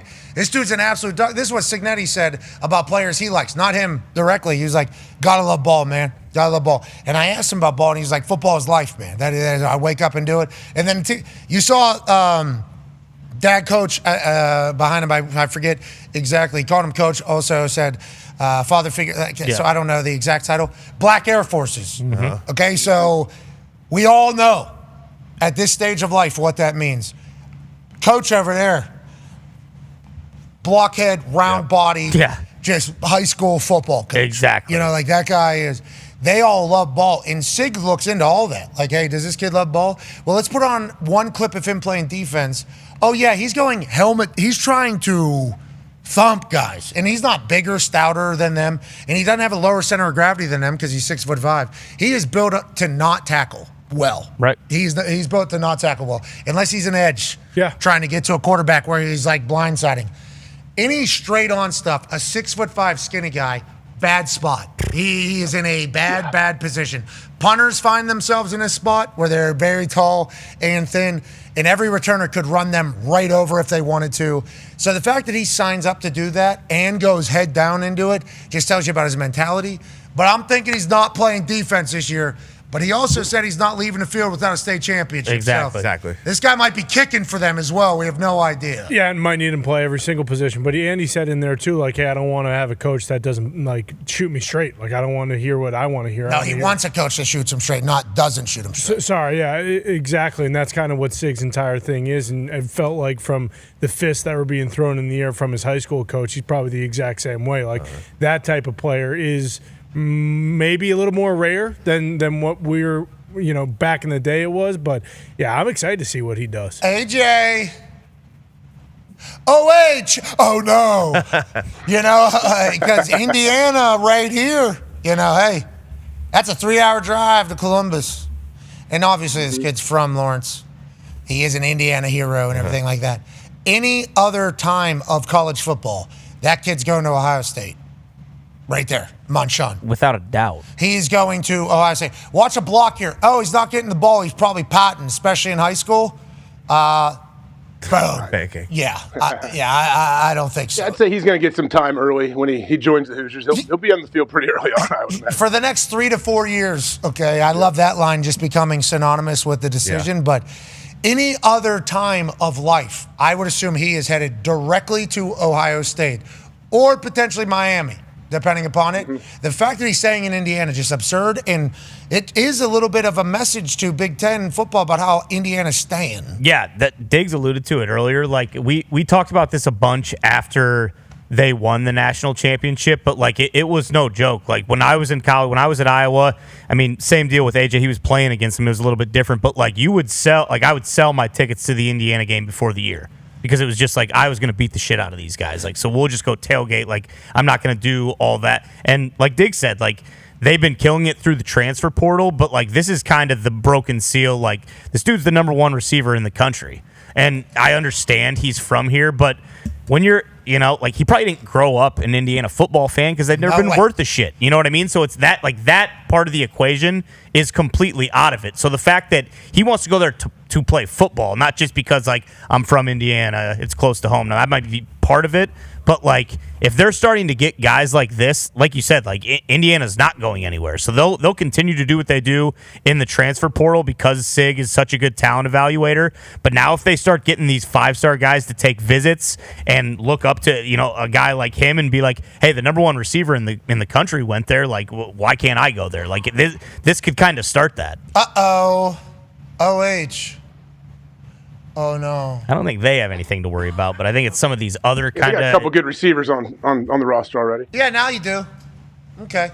Oh, you're saying the future? Yeah, I mean, that's a real thing. Yeah, this is what I'm talking about. The future of fucking Big Ten football is what I'm mentioning right now. Yes. That's why I'm saying OH, oh, no. Not because you missed out on Monchon, who... This guy's the one. I think this is... Are you okay over there? I don't think so. Okay, got it. I mean, Tone has almost died over there a couple different times. Junebug. I hope you survive. Welcome back. I'm talking about, this is like a real, and then Signetti's on the video game. I think Indiana has now all of a sudden become a superpower in Big. I know Indiana's become a superpower in the Big Ten, but so many easy come, easy goes. Like, Clemson was on top of the world. Florida State was on top of the world. Like, there is a lot of that. Feels like Indiana has real staying power for the future. I think that's good for the Big Ten, inevitably, honestly, for strength of conference and everything, AJ. But that does have to be a little bit alarming, potentially, for those in the Big Ten who are used to a circle, check. I don't think that's a real thing. And who knows who's next? And who's the next Indiana? Is there? I don't know. Man, I mean, it's possible for it to happen, I guess, but I don't. Let's see. Like, I could see his team jumping out maybe for a year or so, but like the fact that like Indiana has been able to do it and to follow up the way they did in 16-0, all of that's the most impressive to me. Yeah, and it feels like they're only just getting started. It's not another SIG. That's the thing. It's like the money part of it. Sure, you could, because I think we talked about this with like Virginia, like. The dude who started Reddit, he decided he wanted their women's basketball team to be good, so he gave a bunch of money, and guess what? They were good the next year. But like the other part of that is like they have Kurt Signetti, and no one else does. Yeah, because I can already see it. Can't we all? College game day. Somebody went through Syracuse or Northwestern. Yeah. This is how you do school TV thing. Who's this year's Indiana University? Who's this year's team that was the worst in the history of football that will go on to be the first undefeated football team since 100 and some years ago? Who's it going to be? And it's going to be hard not to just be like, nobody. Nobody's going to be able to do that ever again. Football is such a game of so many key pieces coming together and being able to operate. And the fact that they have SIG, I think that's a big deal. SIG will deflect, but you need the right one at the top. I'm not saying other schools don't have it, but to accomplish what they accomplished, you need a unique unicorn. And I think just acting like... You need to pick right, though. Sorry, I hate to cut you off. You got to continue to recruit the right quarterback as well. That is a huge part. And that's why SIG is very, very good at that. And when that quarterback's playing at a high level, you always have a chance to win it all. Which is why I will kind of put a pin on this particular point. Just saying who's the next one, I think is a pretty crazy expectation for anybody. Because talent evaluation is also part of it. SIG is the best. Motivation, SIG, seemingly one of the best. Like, people are talking about hiring him to go operate businesses because of the way he speaks. His leadership style, where he delegates and doesn't really get involved too much. The drama, the expectation, the accountability. It's like, okay, who's the next one of those? I don't know. Who's the next fucking Michael Jordan? Who's the next Serena Williams? Is it fair to just assume that there's going to be a next whenever you're watching something that's never been done before? I have no idea. And it feels like that's what they did last year, going into the year, because it was like, hey, Indiana, they made the playoff. Like, they're not going to do it again. Who's going to be this year's Indiana? And now, to all your guys' points, like, Indiana has staying power. Like, they're not going to compare. There's not going to be like, who's the next Indiana? It's going to be like, who's the team that could possibly make a run, because that run that they've had the last 2 years is it damn near is kind of unrepeatable. Joining us now, I don't know how there's so many things you have to get right. And you mentioned it earlier. What are the odds if someone who does do that decides to stay at the school and doesn't just say, okay, fuck this, as soon as an SEC job opens, like, I just proved this here, I'm going to get the hell out of here and go coach there? Joining us now might be the guy that could do it somewhere. Yeah, maybe. I don't know if he's going to get offered the job or if the current job that he has is going to let him go. The most prolific writer ESPN has. Ladies and gentlemen, he's good. A damn good dog. And he's currently sitting in England in no air conditioning. To break it all down for us, ladies and gentlemen, Mark Schlabach. Yeah, Schlabach! International Schlabach. Hair looks the exact same as 3 days ago. Good to see you, pal. How is it over there? Early rounds going real low over there in Royal Birkdale. Yeah, pretty benign conditions this morning. Lucas Herbert of the Ripper GC of the Live Golf League. Thank you. Shoots a 62, 8 under. And then 10 minutes later, Sam Burns, who wasn't even supposed to be here, throws up a 62. Wind's blowing a little bit harder this afternoon, and the temperatures are supposed to break, but the struggle is definitely still real. Okay, so you talked about brown course potentially turning purple this weekend, a lot of heat, a lot of dryness, and you also did talk about how I don't think we're going to see a big swing in the wind. You talk about the early rounds, maybe in the morning. People in the past have taken advantage of the weather. We saw it. Who went wire to wire there just last? Wyndham Clark. Wyndham Clark. He had a Friday afternoon with no weather took advantage of it and then just kind of carried it all the way through the weekend. And a lot of people were talking about that. It feels like it's not going to be crazy weather this weekend, right? We were chit-chatting earlier. The way Tone described it is normally these links courses have the weather defending it to make it harder. Feels like the weather not bad at all for them this weekend. Should we see some people go very, very low throughout the rest of this tournament? Yeah, it's blowing a little bit harder. They called for gusts of like 20 miles off the Irish Sea, but they haven't come. I'm looking. Bryson has birdied 2 out of the last 3. He's hit it halfway to Scotland off the tee, but managed to somehow get it to the green. And it's you got a bunch of names up there that won't be around on Sunday, but you've also got some guys like Cam Young, Sam Burns, DeChambeau. If Scotty could get some putts to fall, he could be right there in it. JJ Spawn won last year's U.S. Open, so you got some guys who've got it done, but you got a ton of guys who haven't been in this position. Okay, should we see an electrifying weekend? I mean, regardless, it's a major. We should think that. But 60 back-to-back 62s here, and there's only been 7 of them done, twice by Xander Schauffele. That sounds like somebody who wants to get a major on a Saturday or Sunday, waking up and going like, are we going to see a 61 this weekend after we've already seen 2 62s here? We should have saw 61 today. I mean, know. Herbert said it was a 5-footer. He had a great look at it. He said he had it going inside left and just misread it a little bit. But, yeah, we'll see. I mean, there's some guys up there capable of doing it. Burns, he didn't even decide to come until on Friday.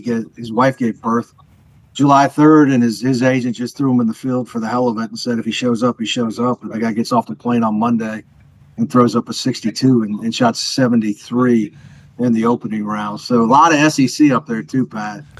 Burnsy from LSU, Bud Cauley, Roll Tide, Cootie, Burns up. Francesco Molinari's up there. I legitimately thought the guy was dead. I thought he was dead. I didn't even know he was still playing. He's Yeah, no, I mean, he's like an assistant captain on the Ryder Cup, the European Ryder Cup team. But it was like 2019. That was the first big major I ever covered for ESPN. Tiger wins the Masters coming off the back surgery. And Molinari was like a ball striking machine that entire week and had been all season. And he hits one in Rays Creek on 12, hits a pine tree on number 15, blows up, and I'm serious, the dude just vanished. Like he was never that great again, but here he is. Tied. Still doing it. Hey. Yeah, still doing it. Way to go, Pison. Had a baby Franco. 67, 69. Yeah, He was a machine 7 years ago. I hope you get a chance to go chat with him, man. Just say, wow, what an awesome surprise this is. It's good to see you. Yeah, you're still alive. Yeah, exactly. And doing it. And you know what? I assume he might have a little bit of a journey that he's been on to get back to this point. That might be a good story for you to write at some point, actually. And you can even start it with, I got on TV as the expert, okay, the one that everybody's supposed to take serious, and say, I thought a guy was dead. Turns out he's in a tournament playing well. And then you get into the entire story. Because I assume if he did blow up and vanish, and now he's back, there's been some deep conversations with self standing over a golf ball over the last few years that you could certainly describe better than anybody else, Schlaubaugh. Yeah, another guy to cheer for on the weekend, Marcus Plunkett. Okay. Went to West Point. Went and gave up golf for 5 years while he was serving in the Army. Picked it back up during COVID because he couldn't do anything else. I think he said he shot 65 first time out with his dad, and then played on the Corn Ferry Tour last year, lost his car, just playing over in Asia right now. But he's at 1 over, which is right on the projected cut line, so he could be here on the weekend, which is a really cool story. Hooah, Marcus Plunkett. Hope you have a good one out there. I hope you'll win it over there, actually. West Point guy winning in England. That'd be sweet. Yeah, we'd like that. Tell him we'd like that, Schlaubaugh. And I do like seeing a lot of SEC at the top of that golf thing because it's not at the top of football. No dogs up there, man. Low dog's going to be like 8 over. Yeah, it was tough weekend for the dogs. Yeah, but it's not going away. Yeah, I do think you guys should think about just locking in on golf down there in the Not South. bad move. You know, especially with number 1 wide receiver in the country. Did have LSU and Texas up there. That's why, and Alabama was up there. He's like, let me go to, you know what? Give me Bloomington, Indiana. Mm-hmm. That's where I want to go. And you know that Kirby took a receiver out of Indiana a few years ago, and unfortunately, he drove like his first name nitro. And I think he What ended is up in the water down there, Mark? Let's stay off of that. That's everybody. But they do need to chill out down there on those roads. Yeah, big time. I'm about sick of reading about it, and I'm about sick of, like, how are we supposed to talk about you all doing the same?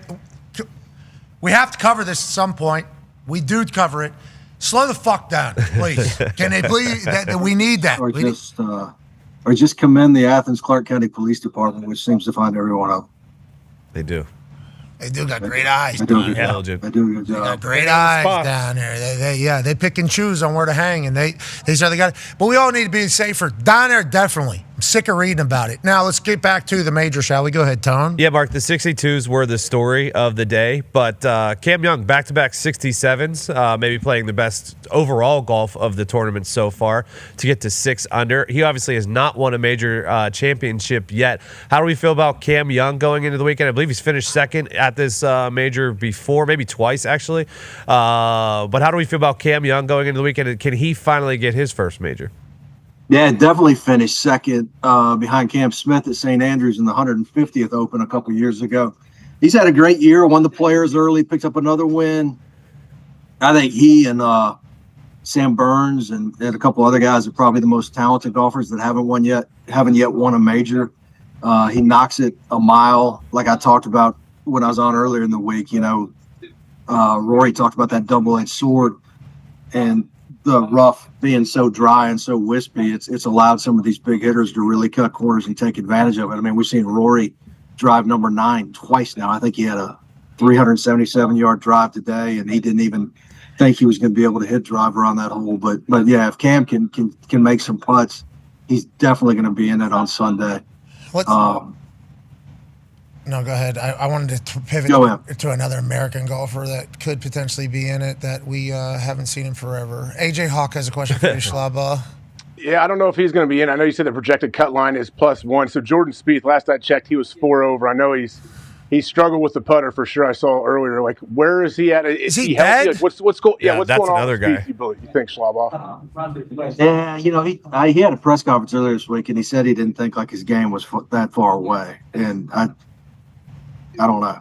I mean, it's Dude, they're saying he 3-putted from 3 feet 11 inches. yeah, it was bad. It was like from 4 feet. Yeah, and one here in 2017. I mean, he's super talented. You know, the talk, and I'm not smart enough to figure this stuff out, but you know, apparently he was one of the greatest field players of all time, is what people say before I was around, and then now they're saying he's too analytical, that everything's about the track man and everything's about numbers and statistics, and he's become more of a robot. Whether or not that's true, I don't know, but whatever's happening right now is not working. Well, and of course, he probably needs to get rid of the blade putter too. Okay, yeah, move to a Spider 2 wide Banana X putter. It's very good.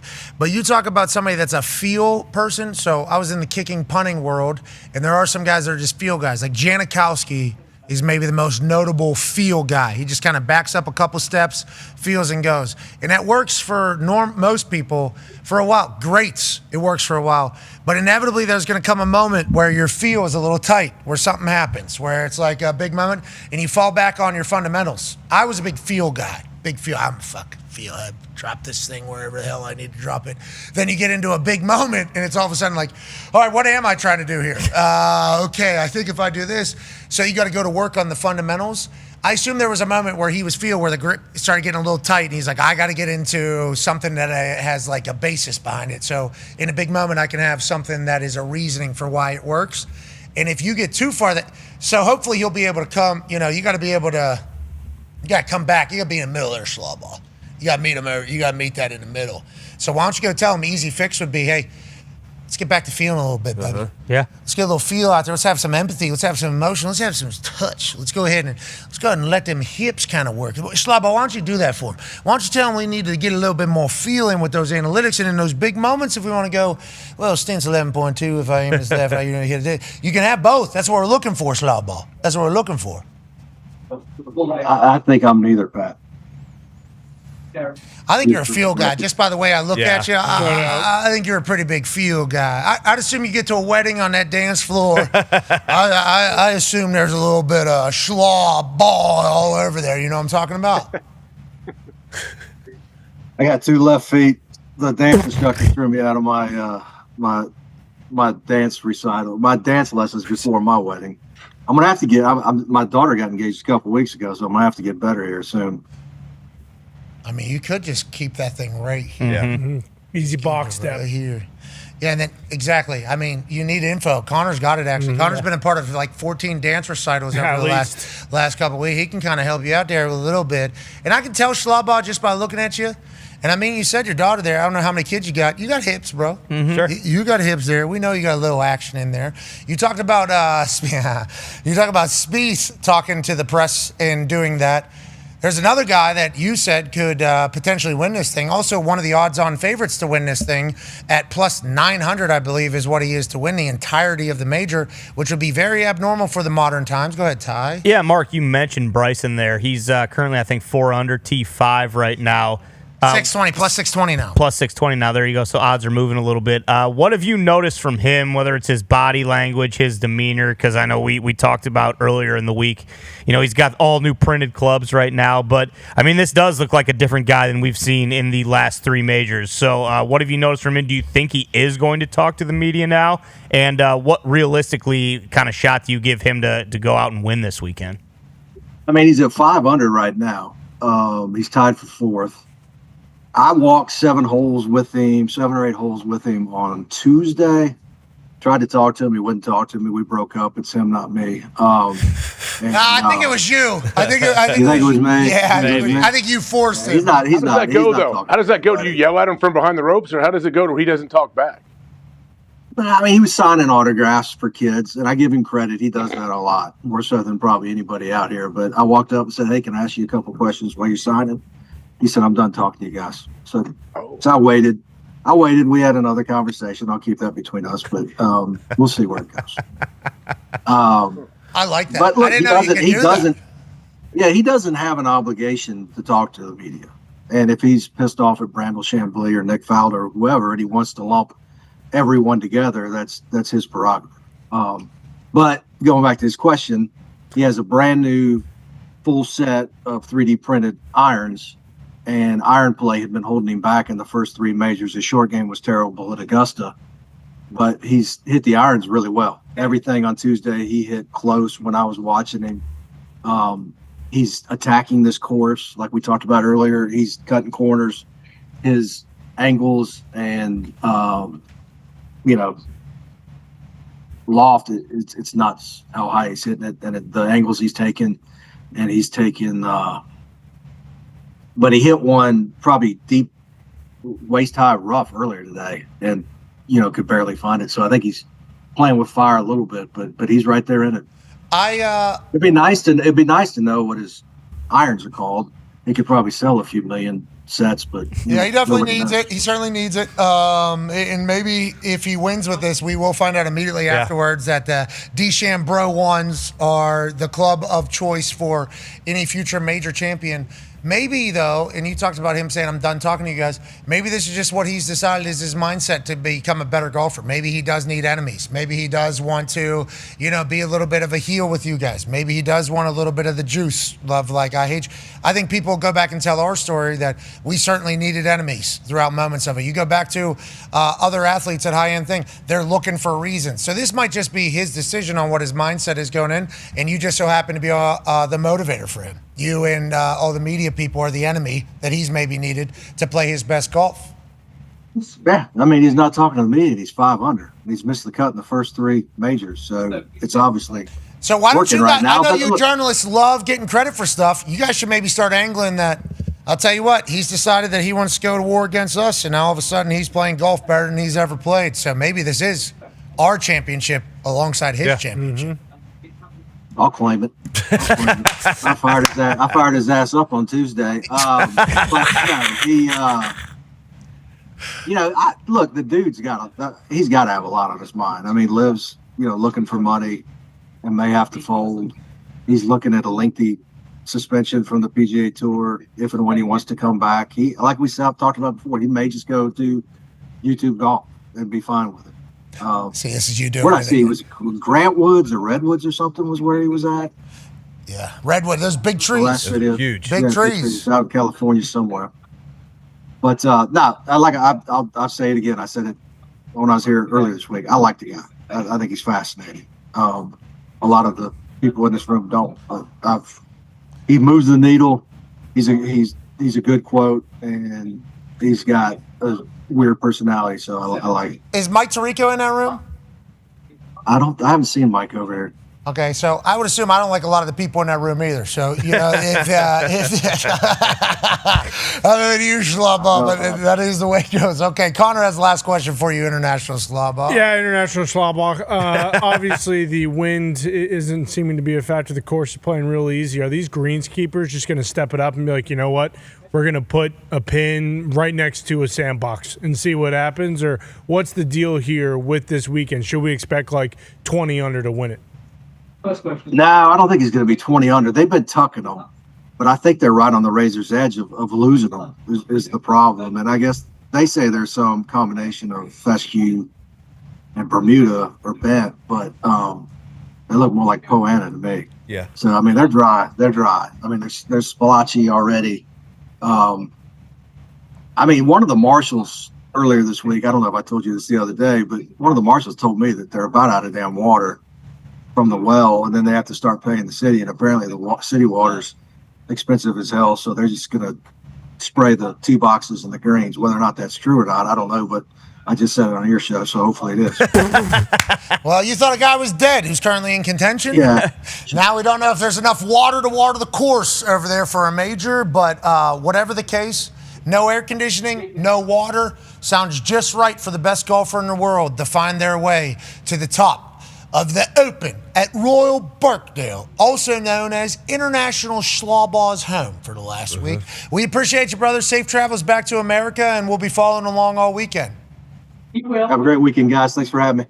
Hey, what's that coming down the track? And he's out.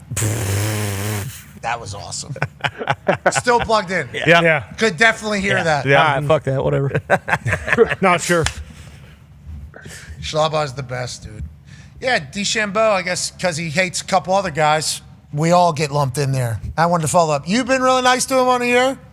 I say he's fascinating just yesterday. Yeah. I said just yesterday, the guy's fascinating. I like him out They here. did kind of break it down on the broadcast today. He did give an answer yesterday after the round. He used the word strategic like 17 times.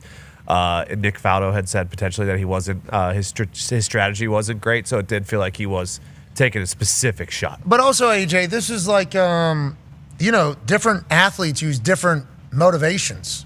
Like, this is obviously, he's coming in this week. One of the mindsets was, fuck these people. And that was just like his way of getting himself ready. And now he's playing his best golf right now. So I don't love whenever, obviously the journalists are not going to be happy that he's not talking to him, but it's like, this is what he's doing. So why don't you talk about this being maybe a part of why, there's a reasoning also on the course for why he's doing this.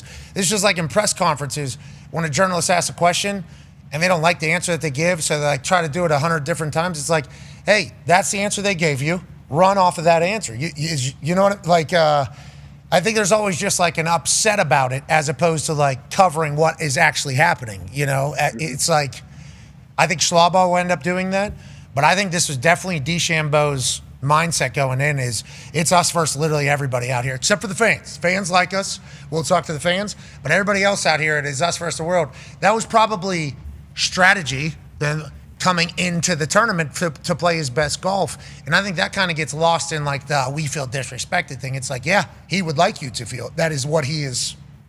Yeah, it's driving him right now. Like it's giving him a lot of motivation. There's a lot of motivation in that. Now I don't think you can live at that at all times, but I think there's definitely times when it will absolutely drive you and make you do the things you don't want to do with the fact that you just are super pissed and frustrated at a certain group or whatever. And right now it's the media for Bryson, it sounds like. Yeah, and you just got to wonder what's going on with the burn bags. All right, joining us now. That was crazy. That was crazy to listen to. Yeah. I couldn't imagine the anxiety. What, they're still... Burn bags? And what does that even mean? Have we ever heard that before from a situation? Good luck to all parties out there. Hope to find out everything. That's Sure, right. that'll happen in our world. Joining us now, ladies and gentlemen, is a man who is. That'd be crazy to hear. That would be crazy to hear if you had specifically put things into something called burn bags. Hit it very well. We need to get these. It's in the title. What needs to happen? And then all of a sudden you hear, years later. So, yeah, still got him. The amount of, oh my God, that must have been happening. And what does this mean, too? That was a mind-blowing evening, I must say. There was nothing on, so I'm just sitting out there. I don't think that was on the main channels either, right? Which has happened in the past. I looked that up. There has been other decisions that have been made in the past to do certain things, okay? Now, granted, what it was last night was a fascinating evening. And what we would like to say, we hope all the people much smarter than us, which actually, I don't think they actually are, but the people put in positions to do these, we hope you guys get to the bottom of it. That's right. For the good of our country. We're kind of all forced to kind of deal with whatever you guys do. So yeah, let's go ahead and do that. And I hope everybody comes together one time. I think so. They will. That's my first time hearing the title burn bags, though. The old burn bags. Yeah, bury the ball. You know what guys need to do? If you have bad game, you need to burn that fucker. Yeah. You got a burn ball right over here. Good idea. With a burn pit right over here going on. Put that thing in the burn bag, actually. And let's make sure we burn that. Actually burn that one. That'd be crazy. Joining us now, ladies and gentlemen, is a man who doesn't need any burn bags because all he does is send burns to different countries whenever he's talking about the world's game. Ladies and gentlemen, from CBS Sports Galazzo, our World Cup pundit, ladies and gentlemen, Michael Grella. Boys, what's going on? Thanks for having me. How long was your break? You guys are back already? Yeah, thank you. Already. It felt like the break was very long. Had a great time. Couple weeks. We are back in the Thunderdome. It is an honor to be here. And I'll tell you, Grella, a lot of us are saying something that we never thought we would say. We're missing World Cup games whenever they're not on at night. I don't love not being able to just see two countries I didn't know exist play against each other in a sport that I very rarely watch and actually being invested in it. This World Cup has been spectacular for the sport. We talked to Reamer yesterday. Obviously, he wishes it would have went well. We all wish it would have went well. But now we're down to,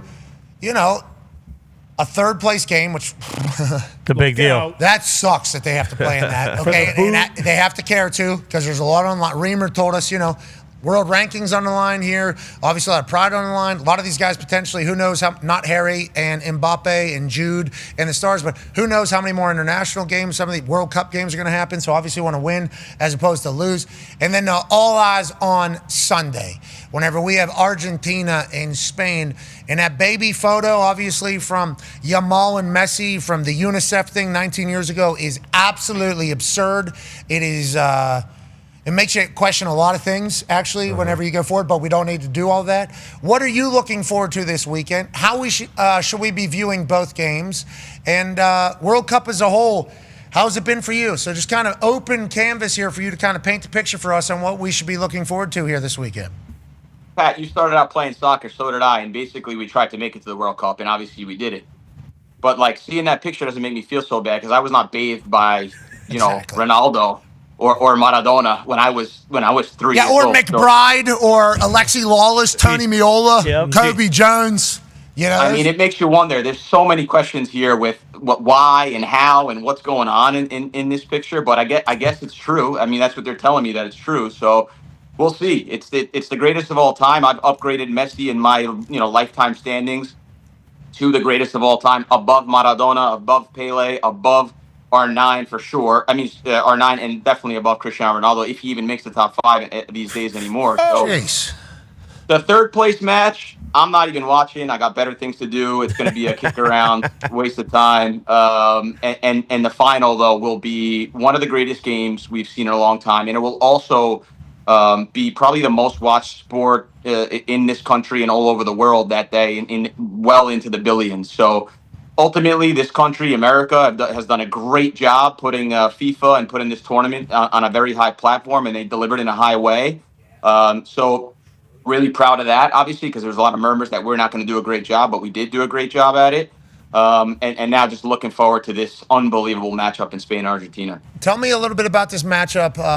Obviously, if England was to get in there, that's bigger You know, a little bit bigger lads, naturally, I think, from just where they come from. That's kind of how it's going to be. A little bit more physical game. Should we expect that from here? Obviously, Argentina was with the shits, too, with England. They weren't just like, scared. They were actually hitting England a little bit, kind of big tree fall hard, kind of chipping away at them. Yep. Spain, not really like that, right? Spain is, we're passing, we're flopping, we're dancing, we're doing that type of stuff. How should we expect this game to go? And if you're AJ Hawk, football meathead, who has started to really like soccer going through this World Cup, is he going to hate what he's going to see on Sunday because, like, people that aren't super soccer purists maybe don't love that style of play? What style of play should we expect, you think? Garella? Let's start at England since we started the conversation with England. Let's start there. I came out and said England are not going to be very good. I don't know how they got to the semifinal. Just like Australia, caught a bunch of heat from that. It's a shame because I think as an American speaking about soccer, and they don't really know that, I grew up very Italian in my household. They just right away write you off. But I called to England from a long way away. And, in this game, when you analyze it, you got to have a good nose and good eyes. You got to see well and you got to smell good. And I knew England were never up to the task of stopping Argentina. Argentina, by the way, are a bunch of paisans, Bat. There's 20 million of them down there. Half of the team's Italian. Leo Messi's got some Italian blood in him as well. Leonardo. Nice claim, Grella. Oh, I didn't know. Where's Italy at? Hold on. How many? The Italians didn't make tournament. Cape Verde's got 10,000 people. Yeah, Cabo Verde. Yeah, That's what I'm telling you, Pat. Half of us are we're in the final. Actually, we did make the tournament. Well done, Grilla. Oh, because we're taking Lou Messi as an American too, because he's on Inter Miami. So if the Italians are claiming him and the Americans are claiming him, it sounds like we're normally on the right side of winning, right? Isn't that kind of what? No, Not actually, the Italians. Actually, the Italians have got a good, big history. Yeah, they kind of had their hands tied. That for nobody, a couple of those. Yeah, nobody talks about it. In a way. Anyways, let's move There's on a to guy the down Italian, in American, Argentinian team. Okay, that's coming along. So the Argentines, they're like brawlers, man. They're tough guys. They're dogs. Would you compare them to the Ravens, like back when the Ravens were really good under Ray Lewis? Like, just like really physical, powerful, really street smarts. With the football, they're not great. They don't have a lot of pace. They don't have a lot of big names. The biggest name and the wild card, which is so makes it really hard to analyze, is Lionel Messi. At 39 years old, I had him downgraded coming into this tournament. What he's done now is just blowing everyone's minds. I mean, the details and what he does when he sticks his ass out and knocks Kane over, it's like top level stuff. So he kind of puts them in the conversation. Everything's gone through him. All the assists, all the goals. I think he's got 8 goals and 11 assists in the tournament. So directly, or 4 assists in the tournament. So directly impacts the game. Spain, you may not like the way they play if you're a neutral. There's a lot of intricacies. There's a lot of complexities in the way that they play. They kind of a suffocating team. They take their time with you. It's kind of like a death by 1,000 paper cuts where, Argentina will be more rock and roll. I have Spain as the overwhelming favorite in this one, unfortunately. But then again, there's Leo Messi. And this guy's an alien. He's from another place. We haven't seen anything like him. We won't see someone like him for a very long time. And, compare him to Yamal, who's on the other side of this. Like, he's supposed to be his predecessor. He's supposed to be the next best thing in the world. He's got 1 goal this tournament, right? So that's sort of the comparison, 8 goals versus 1. He's sort of been a piece in the Spain team where Messi has been the entire Argentina side. So this is going to be really interesting. You see the odds there, really, really close. But Spain are a little bit more polished. Argentina a little bit more the back alley brawlers. You just talked about a guy who I think if you're not a regular soccer watcher or whatever, you're not going to know because he's so young. And obviously, I think we saw him in the Euros maybe when he was 17. We watched him and he kind of came onto the scene. It was like, holy hell, this is the guy. And then now, coming into America, there was a couple of different streets down in Tennessee or whatever that shut down to see him. Now, he could walk through a Walmart. Nobody had a clue who he was. You're right. Okay, so all these soccer fans doing the biggest. Okay, I understand that they are very famous. They come through Indiana. They could walk right down Broadway, which we don't have. Could walk right down Meridian. Yeah, Meridian. Yeah, the canal. Whatever. What's the Broadway? That place is dead. We need to bring that place back. Not safe. Okay, that doesn't need to be broadcast. Could walk right through there with a name thing above them, and people would be like, oh, hey, welcome to America. Must be like a foreign exchange student or something like that, you know? So there is a lot of that. But I do think even those people have been tuning in to watch these games because how spectacular they are. You talk about the amount of people watching it. Soccer has done really good stuff here in America during this World Cup. Obviously, Team USA having successes, but all the stars playing well, seemingly. Huge for any sport. And the 19-year-old has become a sensation.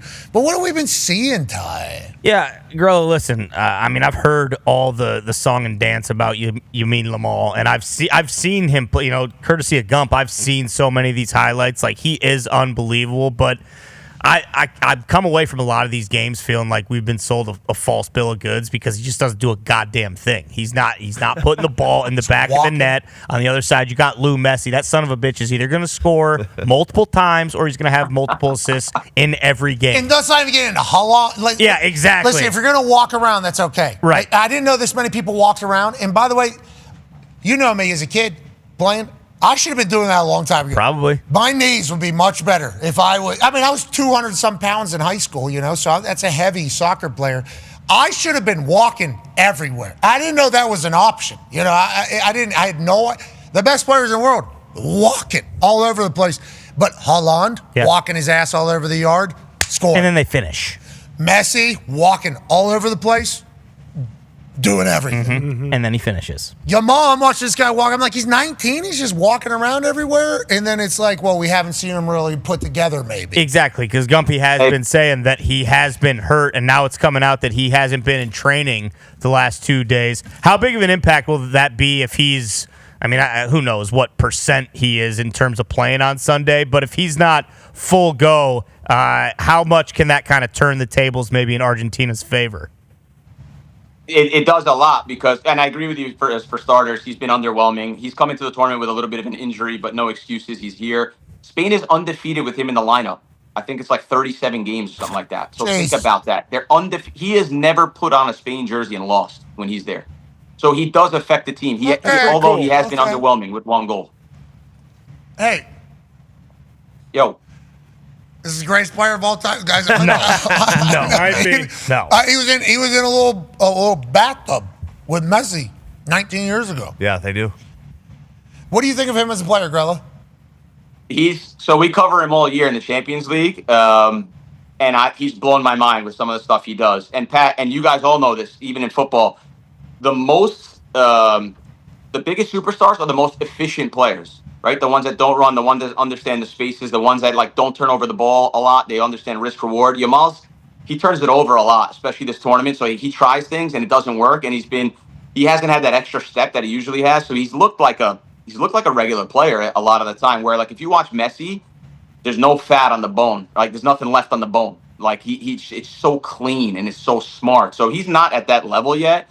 But when he burst on the scene and won the Euro, I think we were chatting actually on the program 2 years ago, and we were talking about Yamal. He was 16 years old, and he blew our minds. So he is coming in with a little injury. It's been underwhelming, but without him, Spain are not as good. I'm 100% sure he'll be there because there's a lot of money on the line. Even if they have to shoot him up with some stuff for the weekend, FIFA themselves would shoot him up. So he'll be there. Messi will be there, and it's gonna be fireworks. FIFA, from our understanding, fair and square. I thought fair and right square. down the middle with everything. Guy gets a red card. Let's talk about it. No, he didn't actually. No, he didn't. He's playing. That's we like that. Yeah, England guy gets a red card. He's out 2 fucking games. We don't want to hear anything else about it. We like that. Yeah. No See, debate. these are things. Can't debate it. VAR just 10 minutes later says, actually, you did dive. Yeah. Yellow card, red. You're actually out of here. That's how that's that gonna, Egypt goal. No, never happened. We kind of like the way soccer's doing it. If we were on the wrong side of it, boy, we would have been loud. Could you imagine if some Belgium fuck would have got a red card and then they would have overturned it, and then he's playing against us? Oh, Trump might actually shut down the stadium. We're not playing. you guys know Trump and Infantino are like this. No, we don't. Hey, no, we don't know that. He's giving out the trophy. He's got a lot of world leaders. He said that he's friends with. In this particular way. I heard the response. There. But if Belgium would have had one of those overturned here in America, there's no way that game's taking place. I would have never watched soccer again. We would have been so mad. Oh. I'm watching some of this shit that's happening in VAR, them just going back in time. It's crazy. actually, The Egypt one was insane. And the person going, How about what? How about the one with the chip in the ball that knocked out Croatia? They said that the chip in the ball detected that touch of the hair, and then the other night it hit the line of the sky cable of the sky cam, and they're like, "Nah, didn't detect anything." What a load of bullshit! No, no. Remember, we benefited from this stuff, so we like it right now. But if I was anybody else in the world that got screwed over by the way this whole soccer thing works, I could see there's some pissed off people around the globe. Maybe Pat, a billion of them. Hey, Pat, what'd you think of the U.S. game? Okay, so Tone actually has the last question for you here, and then you can kind of lead into that. Yeah, it was awesome. It was a great game, Grella. Thanks. No, but if Poch does not come back, if he leaves, are we dead? Like, how far does that set U.S. soccer back, especially the men's national team, the one that's going to be competing year in and year out for CONCAFA titles, obviously, and then the World Cup in 4 years. But on it, like, how far does that set us back if he leaves? It doesn't set us back at all. I mean, we've got money, right? And if we're willing to invest, we can always bring in a world-class coach. I mean, for me, Pochettino's brought in to move the needle for us, and I don't think he did in the end. And you know what? Because Pat mentioned what's that? You don't think he moved the needle? I didn't know you were a Poch hater. I mean, with all due respect, I think I could have went in there and did what he did. Like, whoa, guys, let's put this into perspective. He was brought in to move the needle, and we lost like 8 out of 9 to European teams. And the shame is, and Pat, you mentioned this before, is so many neutrals, AJ, and so many guys wanted to buy into this. This country wants to buy into this game so bad, and we need a buy-in if we're going to be any good in the future in the next 10, 15, 20 years. And that game was the biggest buy-in of all time, and we shit the bed in a bad way, man. Because I'll tell you what, you can lose a football game, but you can't be scared. Americans don't have that spirit. Americans are brave. Americans play, you know, with everything they have, and that performance was not good enough. That was a scared performance. That falls on the players. That falls on the manager. And for me, that's not acceptable enough. And listen, as long as we're willing to invest in the game, we could always bring in top-class managers. Pep's available, right? Yeah. Pep's out there? Good luck. Yeah. Why not? Sir Alex Ferguson. Sure. He's available? Sure. Grella's available? Benjamin Franklin gets the job done. You know that. Sig. Yeah. Coach Cignetti could potentially pick up the World Cup team or the United States men's national team just on his side. Yeah, you never know. Possibilities. Grella seemingly said, I could have fucking lost this in the first round. Go get Jurgen. What are we even talking about? We beat Australia. You remember my thoughts on Australia? Okay. Paraguay was a good win, though. Could have respect for that. Paraguay was amazing. And that's the one that blew our mind. That's the one that, like, made us go, hey, listen, what do we got here? We got something here? And then all of a sudden, they played against Belgium, and we were like, wait, I know these guys. I know this. All right, ladies and gentlemen, this is CBS Sports Gilazzo, legend. See you, boys. Thank you, ladies and gentlemen. Michael Godala. God damn. Made some good points there. He was kind of right. Shit. Ladies and gentlemen, joining us now as we wrap this up with our okay, never mind. He's not on. Oh.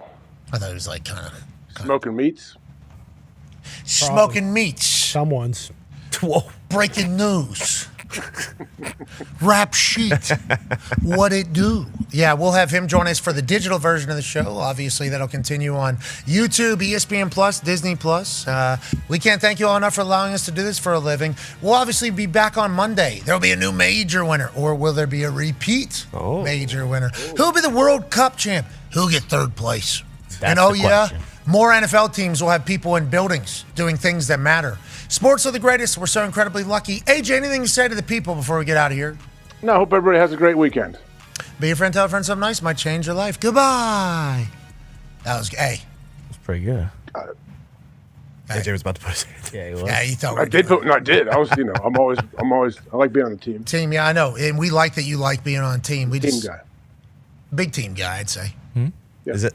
You remember when you just got that grilled turkey burger at that place? Oh, yeah. At McGee's. At McGee's, I'm going, which is the inspiration for the How I Met Your Mother bar. That is correct. which we saw. Also in Ryan McGee's family, I believe. Really? I did not know. Don't tell me.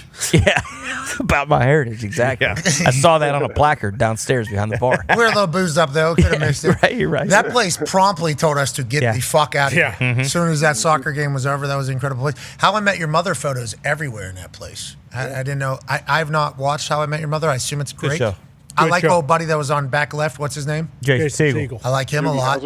Yep, MPH. I like him as well. He was on this Mhm. side.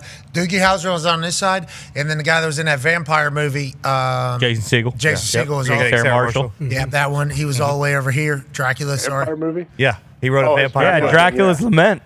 Yeah, Awesome, you're right, you're awesome. It was a musical, actually. Yeah, he's a phenomenal writer, that guy. And then also the one with the doctor. Yeah, Doogie Howser, MPH, Neil Patrick Harris. Nope, Jason Segel, the one with the psychiatrist.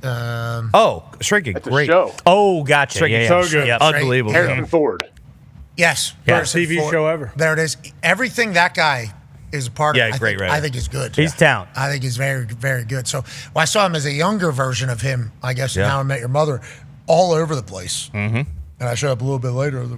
They're like, this is the bar that inspired the bar. And How we I Met Your Googled Mother. it. Yep. Congrats, McGee's. Yeah. Thanks for having us. Anyways, they're a pub bar. There's chef, who knows what he's cooked before and how great he is. It was good food. Yeah, but it's a lot of. Yeah, classic bar fare. What's the driest, worst thing you guys got here? Oh, you got to go off menu, actually. We'll give you a turkey slab. Done deal. Sounds Two of great. those. Took it off the bud. Give me two of those. Took it off. They get this bun's fucking The disgusting. fries Put were some ketchup on there. Hey, I played for the Bengals for 1 year. Every day I went in there, I said, give me 4 of your turkey burgers. And the guy would make them beautifully on the plate. And I would just throw a little ketchup on there and eat them. It was the best. It A was little. awesome. You got a little turkey steak. You know, a little turkey. Yeah, I'm not using a knife. You don't need a knife to cut a turkey burger. Come on now. Yeah, but I'm pretty You can tall. use just 4 a of them. You're probably. I mean, Like One Yes. at a time. One at a time. One at a time. oh, you're not stacking those things up like flapjacks, Mm-mm. like a lasagna. Yeah, you should have. Trying to enjoy it, you know? Like a loaf. Take my time. That is enjoyable. Yeah. Maybe if I have like 45 seconds to eat 4 of them, then I would. Oh, you're saying that's a little militant what you're doing there, He whatever. took his time. He took his time. Because in my head, those things were stacked up on top of each other, and then you like syrup on pancakes Yeah, with the ketchup. Joust the ketchup all over it. Yeah. You know what I mean? That's what it sounds like, yeah. No, that's red gold you guys are using. Yeah. No, no chance. Joining us now is a man who loves red gold somehow over Heinz. Red Gold is a great Indiana company, by the way. I would like to let that be known. Are they? I do appreciate them chasing the dream. The dream, Heinz Ketchup. No doubt. Joining us now, ladies and gentlemen, is a man who has a new title at the Worldwide Leader. He's Junior NFL Insider for ESPN, Senior NFL Insider for NFL Network, friend of the program with the weekly wrap-up with Rap Sheet and Friends, us being a friends, he being Rap Sheet. Ladies and gentlemen, Ian Rappaport. Yeah, Rap Sheet! What's up? What's going on? Turkey burgers, you stacking those things 4 high, putting that ketchup right on top of that thing, cutting it like it's a lasagna or a cheesecake or something with different levels and diving right in. What would your move be there?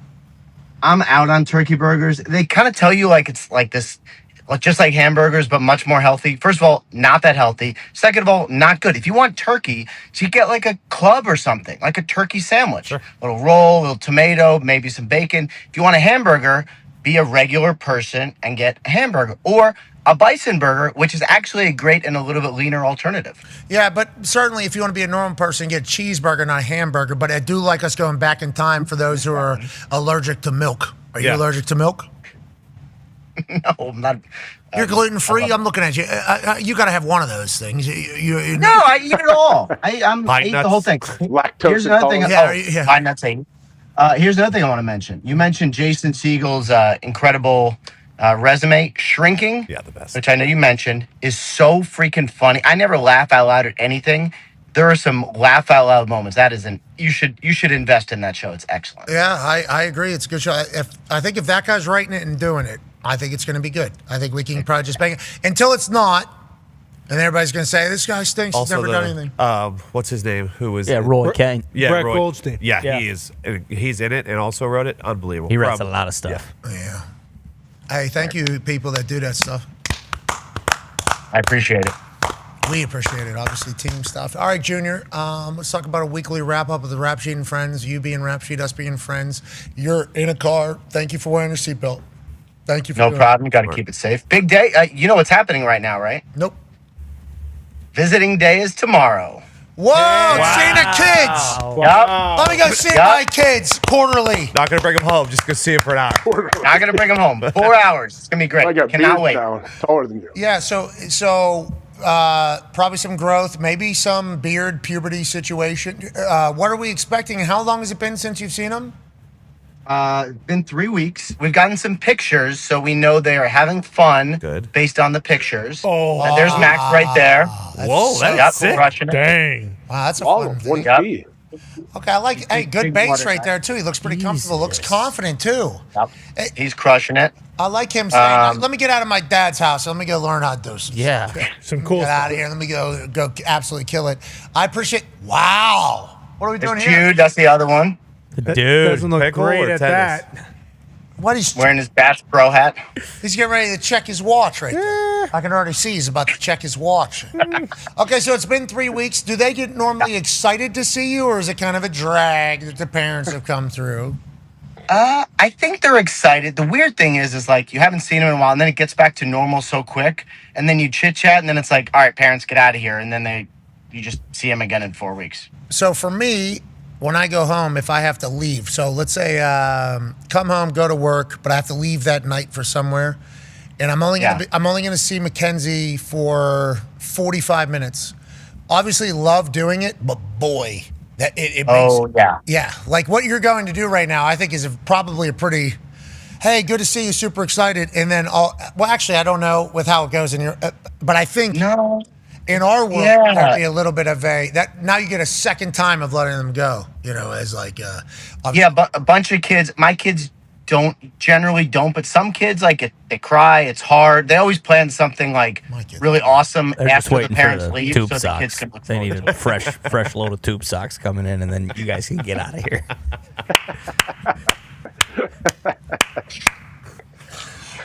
all right. You shit, Good luck to everybody out there. Good luck. Have fun. Tell Max and Jude we said we miss them. We hope they're enjoying themselves. This is the annual 14-week camp that the Rap Sheet send their kids to, and I never heard of that growing up, but I guess it is something that is normal in places, and we hope you enjoy it. We hope they get great connections. We hope they have a great offseason, and we hope you get a chance to have a great summer. Let's talk about the weekly wrap-up with Rap Sheet. Kamara gets the deal done in New Orleans. Felt like he was very persistent about never leaving. They bring in, obviously, running back, A-Chan. What's the name? Travis A-Chan from the Jaguars. Yeah, did we say his name It right? was Etienne. He changed it to A-Chan. Okay, yes. Yeah. Okay, so I was right there. Yeah. Thank you. That was months ago. He comes into New Orleans as great running back, and we all go, ooh, what does this mean for Kamara? Everybody gets excited for the opportunities for Kamara because of how dynamic he is as a player. And Kamara came out many times, was like, nah, I want to be here, I want to be here. They get the deal done. Why do you think this was so important, Alvin, and what does this mean for the Saints?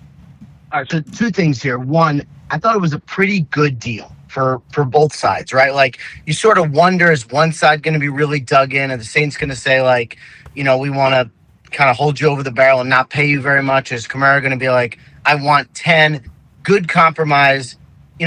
He's obviously an older running back, going to be 31. The market for these guys has really come back, and it's actually been cool to see. Like, people are willing to pay for running backs now because they sort of realize they can be difference makers. And, like, if you're a veteran like him, you could do 2 things. You could say, like, all right, I want to be on a playoff team. A lot of guys do that. Or you could say, I want to stick with my team and win. And like where the Saints, we'll see, but where the Saints are now, they could be good. And so he could be sort of like the final piece to a really good team and would be an awesome, awesome way to end a really, really good career. All right, Rap. What about there's a lot of other veteran free agents who have still yet to sign, notably Stephon Diggs, Deebo Samuel. There's a lot of other ones at other positions, but those 2 wide receivers, maybe the biggest names out there left. Joey Bosa, if he's going to play football or not. When do we expect? Are we waiting for camp for these guys to sign? Is there any indication that one of these guys are going to sign before camps open in the next week? How do we feel about some of the guys that are still left on these lists? Diggs could. I mean, look, if you're a veteran like Stephon Diggs, and actually a lot of the guys on the list are sort of in the same boat, where it's like you've been through camps, Diggs is going to be in great shape this year. Instead of like, as opposed to like last year, he's come back from the ACL, didn't really get to do the like speed and sort of explosion training that he usually does. Is doing it this offseason. Sounds like he's doing really, really well. But he doesn't need camp, so he could wait if he doesn't get the right deal. But like, certainly seems like he's talking to 4 teams. Certainly seems like he's got enough interest to sign. And you would think of like the good sort of playoff caliber teams that he would, potentially sign with. But for a lot of the other guys, it's like, you know what? You've waited this long. Like what's a good example? Najee Harris. Sure. Right? Like he visited a couple of teams. I think it was Seattle and the Raiders, right? If I remember correctly. Got some potential numbers there, but he could also say, you know what? I'm going to wait for a running back injury and maybe get a little more. Like that's kind of the time of year where it is, where free agents want to sign, but like sometimes waiting, getting a few extra dollars can help. All right. Anything we missed that we did not bring up that needs to be talked about from the NFL world this week? The Aaron Donald stuff is really interesting. Like, my sort of inclination at the beginning of this was like, nothing, not a big deal. But, like, it sounds like he's really training to see. Like, he's been, I don't know if you guys follow him on Instagram, but he is pretty jacked. But to get in football shape is a little different. So it sounds like he's going to get in football shape and then see, and, like, This is a really intriguing possibility. I mean, adding Aaron Donald at 35, I know, but still incredible. Like the Rams are on it. This is an interesting one to keep watching. Yeah, I would think so. And I hate bringing this up because we love him, senior. We assume, actually, forget that. I know that if Aaron Donald comes back, he's playing 50 snaps a game. This is not a farewell tour, rotation tour. This is Aaron Donald football. In any mic'd up I've ever seen or any film I've ever seen of Aaron Donald, a part of Aaron Donald is not just the plays where he's getting a pressure. It's also the check 99 plays that are coming from every offensive line. And, Myles Garrett, everybody's like, Myles Garrett will get the double team. Myles Garrett will get the double team. Yeah, okay, I agree. Myles Garrett would. If Aaron Donald's anywhere near Aaron Donald, they're going to be sending 2 to Aaron Donald as well. I mean, this is not and that's been happening for 8, 9 years or whatever. So I mean, this is. I think Aaron Donald. Me personally, I do not talk to him on a regular basis. I believe he's coming back. Okay. I believe that from the first text where he didn't shut it down immediately. It's like, if he's even thinking about it, that means he's probably doing it. What he's trying to figure out, he's trying to eliminate all self-doubt that he can't come back and absolutely murder right now. I need to see what a workout looks like at the facility. I need to go hit some of this. I need to do this. Training camp's going to probably be big if he comes back for him mentally. Like, hey, I got to make sure I'm still the one, Because go ahead. My guess would be probably in the middle or late into training camp. Like, that's what it sounds like to me. But if he does come back, because, he's going to want to spend this time by himself doing what he needs to do. The football stuff he can kind of get as we get a little closer. That's my guess.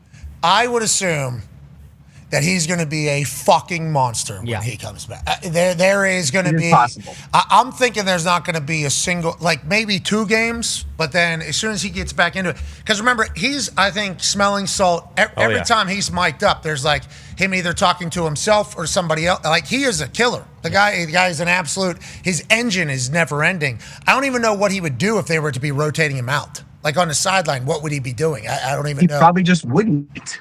Yeah, exactly. I'm good. I'm good. So I think he is just trying to figure it out. AJ, is that what you think too? As a person who's a freak, AJ Hawk, also a freak athlete. We have to remember that. And I'm not saying he's in the conversation for greatest defensive player of all time, but certainly nominated for College Football Hall of Fame. But white dude running 4.5, 4.4 at 240, 40, AJ, one of the greatest freak athletes of all time. Aaron Donald, still going to have that in there, right, AJ? You just think he's trying to figure out whether or not how much it is? What do you think he's trying to gauge right now in this whole thing? I think he's just trying to get in football shape. If he feels healthy enough to say, yeah, you know what, I think I might come back. Let me go see how I feel put myself through some rigorous workouts, I absolutely think he's coming back. If he's not hurt, if he doesn't have some like weird lingering injury, he feels like that would slow him down. Why would he not come back? If you're going to at least take the steps he already has, I expect him to be on the field. And it's going to be, think about if he comes back like 2 weeks into camp or something, think of the juice it's going to bring camp too for everybody. Coaching staff, players, everybody is going to be like rejuvenated, I feel like. But all Aaron Donald's thinking is about new offensive lineman that hasn't faced him, what he's going to do to him in the first play. Everybody else is going to be juiced up, but all Aaron Donald's going to be thinking about, I think, until then is like, am I the same guy? And then he's going to be doing things, and I wonder how quickly it's going to be like, yep. Okay. I don't think it'll take him too long. Just hit the sled a few times and say, "Yep, I still got it." All right, and McVay here, coaching wise, motivation wise, it's not just X's and O's. It's like reaching, Jimmy's and Joe's. Yeah. Like him showcasing to Aaron how he's better than he was before actually will be fun. Like, hey, we actually got a read on the sled, and this is you from 3 years ago. This is you like. Those moments are all huge, I think. Like, literally, Aaron doesn't want to come back and be seen as anything less than what he's already known as, which is one of the greatest of all time. That's a tough, Aaron's not telling us this. I'm just trying to, think for him, or as he's going through this. It's like, that's something, too. That's a constant pressure of, hey, you're considered greatest football player of all time in some circles. That's a lot of pride in that. You've had an incredible career. Now you're coming out here. It's like the people want to see it. You got to deliver no matter what your age is, no matter how long you've been out there. The expectation of Aaron Donald is that he takes over games. That's the Aaron Donald fucking way, basically. I bet you if they weren't going to Australia week 1, it'd already be signed. Oh, that's fascinating. That is an interesting little. It's a real kick in the dick to come back to. Yeah, but what if he wants to play there? Maybe, but why would you?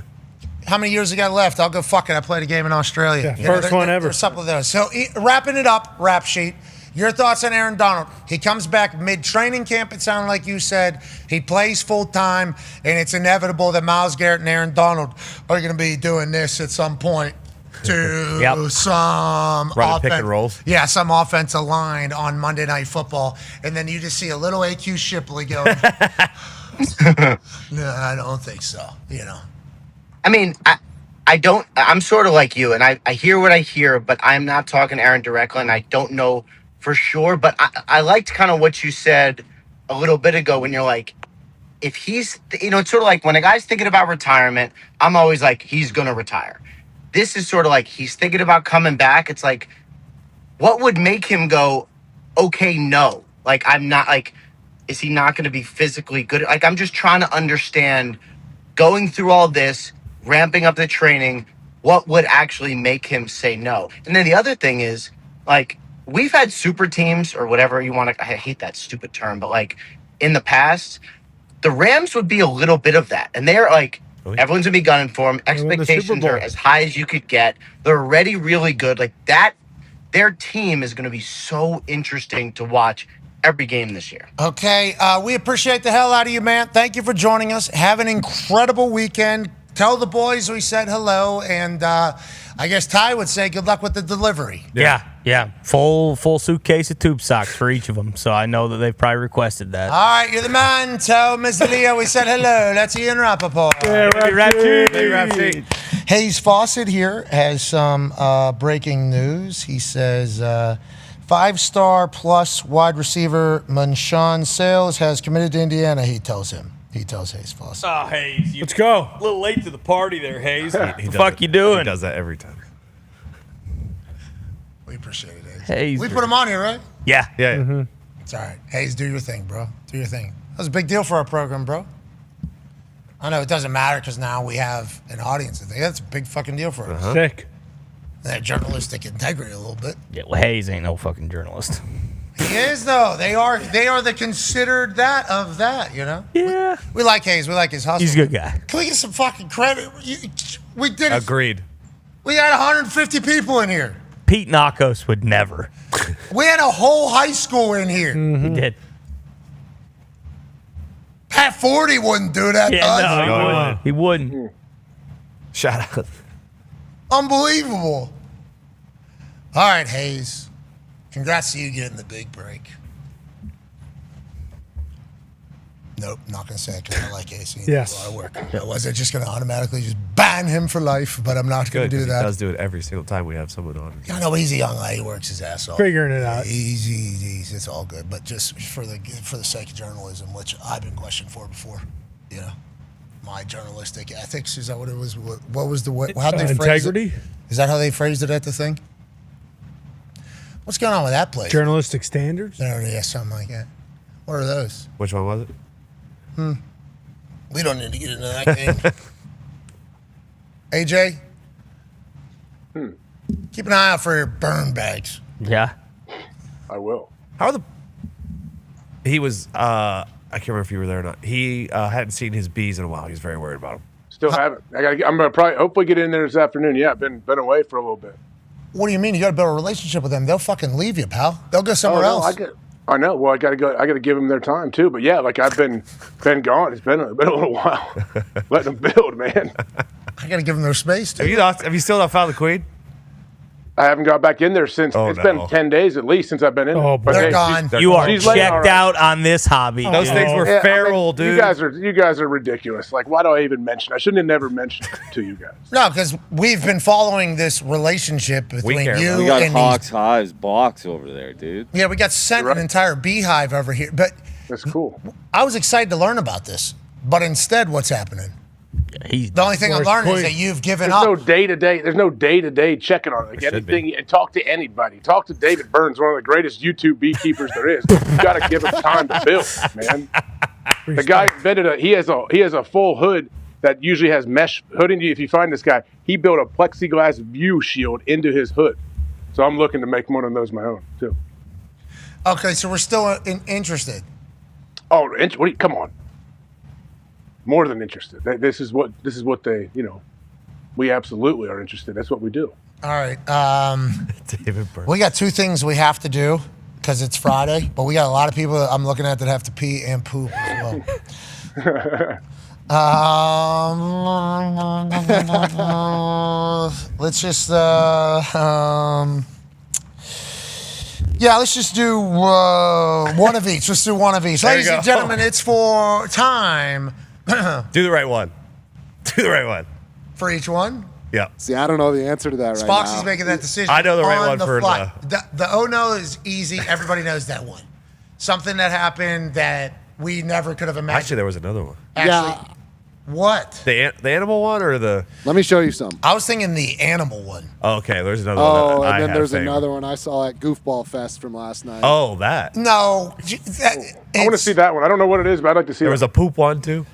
Oh, the poop one's good. What's the Goofball Fest? All right, let's do all of that one. Let's do all of those ones. Okay. Let's go to the other one now. Let's go to the other one now. I don't know. I don't know any of the ones that I think we'll just do one there. These ones aren't as good. Actually, we'll just do two. We'll do two here and just kind of ride with me here. Ladies and gentlemen, each Friday we try to celebrate all the amazing things of sport. It's time for 5 things that aren't asked. Here we go. Here we go. Today it'll just be 2 because obviously it's an off-season week. First, let's head to the American Century Classic out there in Lake Tahoe. Ladies and gentlemen, there is a man who is a all-time leading tackler for the Green Bay Packers, college football national champion, Super Bowl champion, Ryder Cup winner, AJ Hawk, who is a how many time participant in this celebrity golf tournament now? 17 maybe, something like that. Nice. And for the first time in his 17 years, he stepped up to the Travis Matthew. Boom! Wow. Moon shot for Hawker. So incredibly uncomfortable and awkward with them celebrating him and a camera on him. Doesn't know what to do. Just tries to walk it off, keep it cool. You were certainly excited in that moment, AJ. That's a big-time shot, and we know that. Yeah, I was glad I made it. I forget. I don't know who. Oh, it's my brother. Obviously, was the one filming me. Yeah, he probably didn't expect me to make it so soon. But yeah, had to get out there, get up to the 18th tee, and tee off and hit the next one out of bounds. Had you ever made it? Had you ever made it before? Yeah, I made it a couple years ago when I went by. I played with somebody who played with some people that were awesome, and different people were firing shots at. I said, "Hey, did you make it?" And he said, I'm actually 0 for the tournament, and this was Sunday time. So, yeah, I was glad to make one. Yeah, it's good to get one and see one fall through there. Vince Carter hit one. Easy. Obviously, Steph Curry just easy. Bucket. It's crazy how easy all the basketball players, no matter how old they are, walk up to this and just Dell. kind of let it fall. Yeah, all of them drop it. It's a far ass shot, and there's wind, and it's a weird setting. And by that moment, you are very intoxicated normally. So, way to go there, AJ. We're proud of you. Let's move away from the golf. Let's head to a basketball court, more specifically, a NFL player on a basketball court. Ashton Genty out of Boise State. Obviously, the guy did magical things in college. He goes to the Raiders and is a stud. Yeah, I'd say he's a bit explosive. Yeah, I'd say that type of explosivity is good when it comes to being an athlete. And Ashton Genty's everything they say he is, I guess, out there in Las Vegas. That team's loaded. That team's stacked. I think the NFL world, is going to be introduced to this guy this year in a much bigger way, AJ.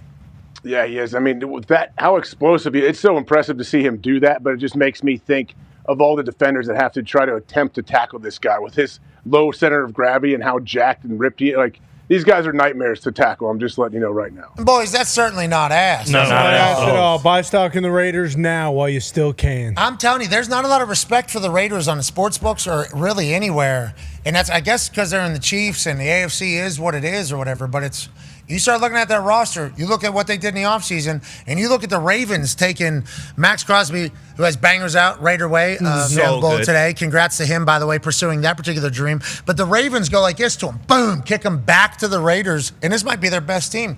And we all know how we feel about Fernando. Yeah. Like, I am a believer in Fernando. They're in a competition, obviously, out there, him and Kirk Cousins. Good person for Fernando to learn from if Kirk is a starter. And if Fernando's a starter, Kirk has already had to go through this entire thing. And I think Kirk and Fernando are much more similar than maybe anybody else that could possibly be there. With Tom Brady also doing the, hey, this is how you're a leader, this is how you do this. It's Linderbaum. I'm a firm believer in the Las Vegas Raiders this year. Now, what does that mean? They'll be much better than the 6 wins. How many wins? Yeah, exactly. What does that mean? 9. Whoa. I would not get 9 wins. I would not be surprised they get a playoff win, a wild card win. Wow. That's how I feel about the Raiders when I'm looking at their roster right now, and how I believe in Fernando. But they spent a lot of money in a lot of good places, and it's like, are they that ass that they can't overcome having good players as well? We shall see. Good luck to them. 5.5 is their over/under for the win total. So I'm on their over. Slam it. I'll take the over. I am on their way over. And then Genty had the O-line was so bad last year. So but bad. He was getting hit 3 yards in the backfield almost every time, but he had over 1,300 total yards, and just with a horrendous O-line as a rookie season. And Brock Bowers, was he good or no? Always. Was he good tight end for the Raiders or no? Did it work out? Is he going to be okay in the NFL? Yeah. Yeah. He's just fine. I think he was. They basically wouldn't let him play last year. He got hurt like week 1, and he was like, "Hey, I want to play." And Pete Carroll was kind of just like, "Wow, we suck. Like, so we don't want you to get hurt, so you're not going to play." I like 5.5. 5.5. Yeah. Hammered. Let's do that before everybody gets on it.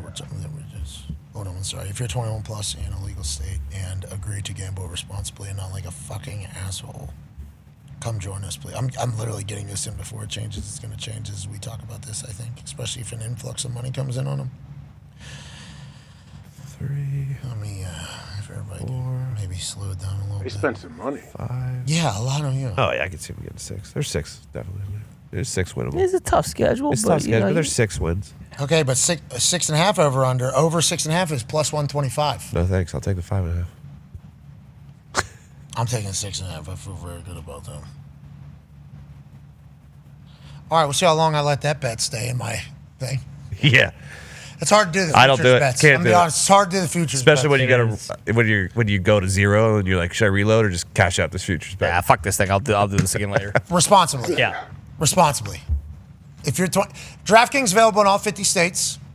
Okay, need to remember that. Predictive marketing in places in which sports gambling is not available. In sports gambling, they got the best. It is so many options. You know, first time you're in there, it might get a little scared. Okay, because there's a lot of shit. But as you get more and more and more and more comfortable, it's like by far easy to use. Also, they will check your ass. I had to watch a video the other day. The video basically popped up as soon as you log in, and they say, hey, you should stop betting on soccer. Okay, you want to look at your stats, bro? Do you want to look at your stats right now? View stat sheet right now. It's a button right here. You should fucking look Is that true? Yeah. Popped up. I think it's one of their newest things. View. I found out after I thought I knew it in soccer. I had figured out. Sure. I had like a lot of lines out there. and I just thought, man, when it has to come and it did, and none of them. No bites. There was 0 goals. Yeah. In a couple games, so it really went. And I log in. As soon as I get in there, it's a video. Got to watch this. All right, let me skip the video. No, you suck at doing this particular sport. You have to watch this video. And then it's like, do you want to view your stat sheet right here? Oh, yeah, actually, you are going to view your stat sheet. In soccer, this is started out good, bud. This is kind of what's happening. And then they're like, we can't wait to get to college basketball with you, too, for March Madness. We're gonna have some of that. So I do believe that if you make an agreement to gamble responsibly, DraftKings will also remind you of that this is supposed to be fun. This is not a try to get rich thing that is happening. Only like 3 people in the history have been able to do it. It's just history. I'm not talking like this. There's a very small group of people that have been able to do this for a living because sports are unpredictable. So don't be an asshole. Just utilize it to make the game a little bit better. And we appreciate the hell out of DraftKings as we go forward. And we would like to be people that remind people that we know sports gambling is going to be a part of sports in a much bigger way. Not that it hasn't forever, but also do it responsibly. So come on, this is what it's supposed to be. Like 10 years from now, I think we'll all kind of understand, like drink in moderation. You know, there's some people that drink that. Like I think it will be something, but we are honored that we are a part of the time in which it is kind of all taking place. And we will continue to echo the sentiment that is a true one. Don't be an asshole. Gamble responsibly. That's right. It's actually not a bad tagline. No, I like it a lot. Because anybody that's sports gambling is not going to get offended by being called an asshole. Put on a shirt. Don't be an asshole. Gamble responsibly. Boom. That's not bad. Yeah. I ain't see a billboard of that. No. You don't think they'll put it up, bro? I don't know. I don't Maybe know how they maybe feel. with stars. Young, impressionable eyes. Star. Yeah, maybe. Don't be an a-hole. But usually it's actually the whole part that they Is blur the out. problem? Yeah, and not the ass part. Yeah, because it's visual. Because ass okay. Yeah. Hole okay. Can't do it. What about like a picture of a hole?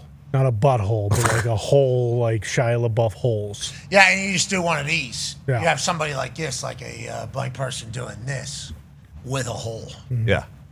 See through on a billboard? So you can like see the. That'd be cool. That'd be cool. I like that. That'd be A hole innovative. through it. Innovative, yeah. See the blue sky on the other side? Yeah. So we're just kind of cutting a hole through the entire billboard? Yeah, That'd be there's a sweet. big ass hole in the middle. I think that was it would definitely be worth whatever that would cost, especially to put it back afterwards once we're done. Yeah, you're right. Well, yeah. We're never done. Yeah, you'd have to knock down the whole billboard after that, but it could be part of it as well. They sell those by the amount of eyes. I've told you guys this Yep. before, right? Mm-hmm. Get an odd number, you guys are real attention to detail. You're counting exactly how many one-eyed fucks are walking through? Not they're all fucks, but you guys. Sure. Majority, though. No. Good folks. Everyone I've met. Dude, I watched that Abbott piece again. Great. Just kind of got caught in it. I was just scrolling, stopped, did something. It was running on the video. I was like, did I remember? Went through it again. That 3rd grade teacher Yeah. Yeah. Dog. taking time out of life away from school to figure out how to tie shoes. I got it. Get out of here. That's crazy. Like, hey, I figured it out. That's like a fucking cool thing. You know, like listening to all that was like, that was beautiful. That was beautiful storytelling. It was. And a beautiful inspiration and beautiful story as a whole. Now, on that note, let's go the complete opposite direction. It's Friday. Okay. It's time to wrap up some things that maybe didn't go so good. Yeah. Ladies and gentlemen, it's time to hop on the train that nobody wants to be on. But inevitably, if you're doing anything in life, you could potentially end up here. It's time for Oh No! Let's go out to Yellowstone. Everybody's seen it. Have no idea how this is real and not out of a movie. Old man with suspenders running from bison. God! I've seen a lot of breakdown of people saying this guy just staying directly in front of a bison and continuing to do as such is obviously the only thing you can't do whenever you're with a bison. I guess side lateral movement, not as great. This bison hitting him so purely and throwing him so high is obviously out of a movie. Guy's good. Guy understands everybody laughing at his fate and also understands that this is a scenario that we never thought we could see. Now, you look at that bison, you think to yourself, that fucker's gigantic. Yeah. Did we know they were that big in real life? I don't think so. I think I thought maybe a little smaller, because I'll go through like a mall or I'll see one on the side of the street. That fucker is gigantic. And Foxy, you're good throwing it, man. We're good. I think we just ran 45 straight Well, we didn't times. talk about how it stands over and taunts him, too. Not only does it taunt him, and he just took a photo. So this is how it started. With the Finns jersey next. Yeah, Jacoby Brissett. This is how it started. You take a photo of him. He's rolling around, and I wish we had the full video because at the beginning he's like rolling around sleeping. The bison, like kind of having a good time, waking up, and then here we go. Having a little bit of a time. Might just took their food, right back here. Might have just went in and did love their that thing. truck driving That by. fucker is gigantic, dude. Just absolutely gigantic. And then somehow his eyes just kind of catch these two. Is shit sweet? What are you guys doing? Is that guy got binoculars? I'm way too big for you to be this close. All right, I'm getting up. All right. And you want a show? Is that what you want? You got your cameras out? Come here. Let me go ahead and fucking give you a show. That thing running right at you, you have to be thinking, no way this is real, no way this is real. Turn the corner, a little bit of fishtail. A little bit of a fishtail around there. Then stalks the prey, stops. Let me get a little better angle at this thing. Runs through a tree. Obviously, get this tree out of my fucking way. Hey, tree, you're in my fucking Yellowstone. And where's this prick at? He's back here?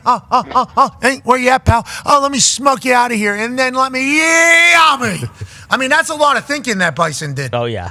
Did we know that they had that much forward thought? Did we know that they had that much, pettiness? Do we know that they had that much athletic ability? The fishtail around the right end, turn two there. Yeah, that was. I learned so much about these fucks in this video, other than the fact incredibly durable. Us as olds. Yeah, that's cool to hear that he didn't. Great die. work. Yeah. I'm very happy that. That fucker's gigantic. Huge. Yeah. Which takes us where, AJ?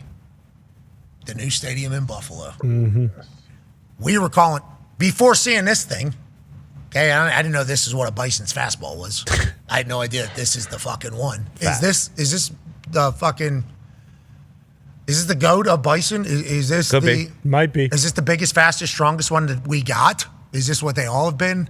I don't think we know enough. Maybe I saw them in history books. They were like this mostly, but the fucking Native Americans were like this. I haven't seen one like that since America's Wildest Nature videos back in the day. You'd buy the VHS, get sent to your house. That was sick. Yeah, those work sweet. There was another one. Multiple people do those. I think they pick and choose to do the nature ones. Yeah. For me, I never seen a bison that big. That fucker was big. Yeah. Athletic. Is that a modified one? Like, what do we got going on? Is that a crossbreed of something? Could be. Is that what a fucking bison has always looked like? I think so. I don't know how old that thing is. I didn't know they were that I didn't know they were that aggressive. But I think Connor might have been on something. I think that pickup truck rode by and was like, "Fuck you, dickhead!" And then he was like, "What did you say to me?" Who said that? And then that old bastard just sitting right there With binoculars. Yeah, exactly. As soon as he saw binoculars. So that Ram truck, I believe it was. Mm-hmm. Okay. The first one or the second one? The first one. Yeah. The coming Agreed. left to right. Yes. Right. Agreed. That's the one that you're saying. Yeah, talking shit. Might have honked, actually. Yeah, I don't know what audio is available out there, but I think those guys might be to blame. Can we go back to that's a Ram truck right there. Then the window's rolled down, isn't it? Yeah. Definitely said so. Press play. Press play. What do you think happens here? What's up, guys? What do you think the truck says? And right here, no big deal. Whatever. This guy, they're just like, oh, he's like, check this shit out. This is gonna be awesome. He's gonna whip it around the trees. Okay. Come back around. Okay. And you think, when do you think is the moment that? Well, That was the moment, I think, whenever it was yellow, was that truck right there. No, because I think he's getting up right there and just. Okay, you think he's doing? Yeah, oh, right here. Hey, fuck you, dickhead! Oh. That's a different truck, I think. I think that's a different. Those are two different trucks. Those guys are in cahoots. Oh, you think Yeah, one they're like, woke him hey, up? I'll wake him up. We'll yell at him, and hopefully, maybe he'll fucking kill this guy over here. Who knows? We can steal their campsite. Yes, he's hunting that guy. And he even pushes him out. Like the second lap around, when he takes the tractor another round right here, He pushes him to go right where he wants him to go. I mean, he's like baiting him to get, yup, please, thank you. Oh, Zito did some digging. The truck did honk its horn. Which one? Had to be the first The one. first one. The first one had to be the first. Then they the walk second one him looked like it was around. someone working there. How about them hitting the gas a little bit faster on the way? Yeah. Hey, good luck to Yeah, exactly. those two. But good on that Buffalo too, because I assume if he was really pissed, like after he launches him up like that, like he could have went and stomped on his head and Yeah. killed him, and he decided not to. We thought about it. He was taunting. He was standing over him. The only thing, Wasn't All blowing right. was about to. Tom's going through it over there, bro. Did you hear him earlier? I mean, there was a 7 cough run. Yep. Where Choking. I thought he was dead after each one. I like that city, but every time I go there, it's dirty.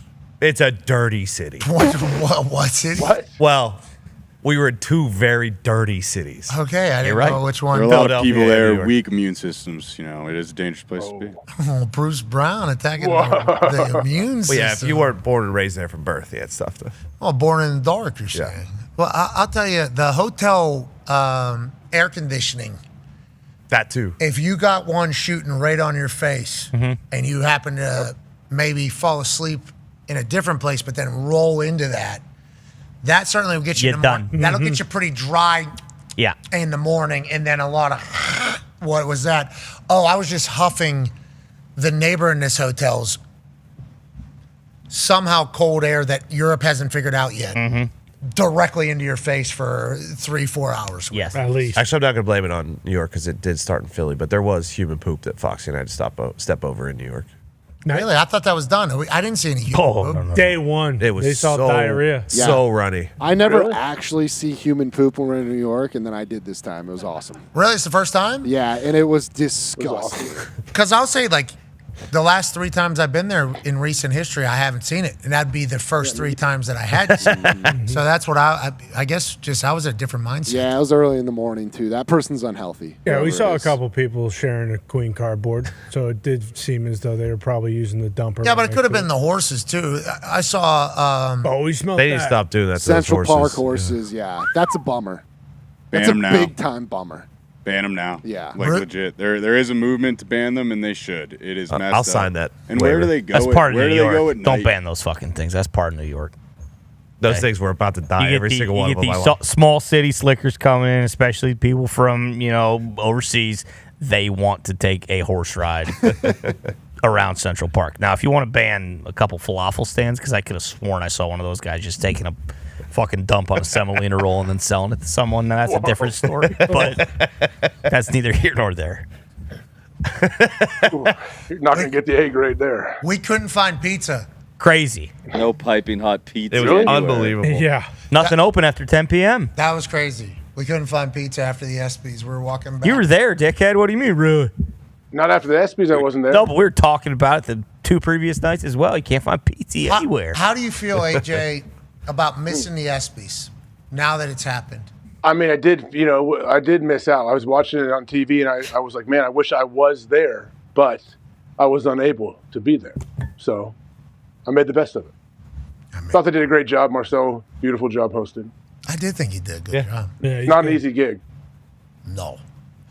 Tough room. Yeah. Tough room. Music's tough too. Like if you're not the crowd does, it's always awkward. Awkward. They do stuff in between, too, like during the break. That stuff's always awkward, too.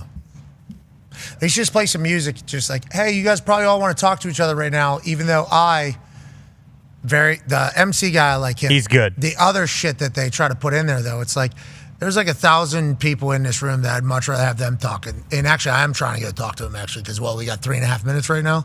No, actually, you guys sit down. We got a little mid-break show going on. It's like, well, I'd like to fucking go talk to them. Most of the seat fillers are like robots too. Mhm. Like, there's a lot of movement, people going out there, and you get like every once in a while, just be like some random person sitting next to you, and they're just fucking sitting, looking straight ahead, like won't engage. It at wasn't all. the It's sea fillers we talked to, though. I had a couple like that. No, they weren't robots, though, because we told them not to be robots. We told them we need big ha. Then We had some guys down at the end at some point, but there was a couple people I was sitting next to, like the first 30 minutes we were in there. Fucking robots. that couldn't have been in the group we saw going in. Probably not. AJ, I saw a group of these seat fillers whenever we walked in, and felt obligated to go give them a speech. felt obligated to give him a speech about, hey, we need action. Oh, that's what that group was? Yeah. I thought it was like high school athletes for sure. Oh, okay. No, I'm not talking about them. They were. Oh, but they were also high school and like freshmen in college, I think. It was that era of human athletes that were selected to be seat fillers. Okay. So got a chance to see them. We were already late. Let's be later. Let's go talk to these people. Go and talk to them. They tell them their story. And they had great energy, great vibes. They did. They understood the importance of being in there. Like, hey, whoever's on the stage needs you. Mm-hmm. We need big I told them. Yeah. Teeth, those things. Like that. Loud clapping. We need Mm-hmm. big, dramatic clapping. Standing O's. Let's be excited to get up. I forgot about how many of those happened. Oh, yeah. Yeah, a few too many this year. Yeah, but it stopped at one point on somebody, and then it just kind of slowed down. As it was. It was everyone for a while. Mm-hmm. Yeah, I think early people felt excited to potentially do it. Yeah. And then it was like, What are we Here we doing? go again. Are we doing it? Okay, here we go. that was a decision that was made by, who is that? Normally in the back, I think. Probably. There was someone front left who kept doing it who was really pissing me off. Oh, come on, dude. Peter Schrager? No. No. I know who you're talking Peter Schrager about. was right behind us, though, with The Miz. I saw a great little video of him. Very excited. He was very excited. He was juiced. You said, I think Schrager showed up at 4:30 to the red carpet. Nothing. I don't think so. I know he did. Really? Yeah, he went right from our show directly over to the red carpet. Then I think got delayed because of the rain. Oh, yeah, it did. Yeah, so he was just kind of holding down. I think he actually had an umbrella out for the fucking. People arriving. Oh. Let's go to the last. All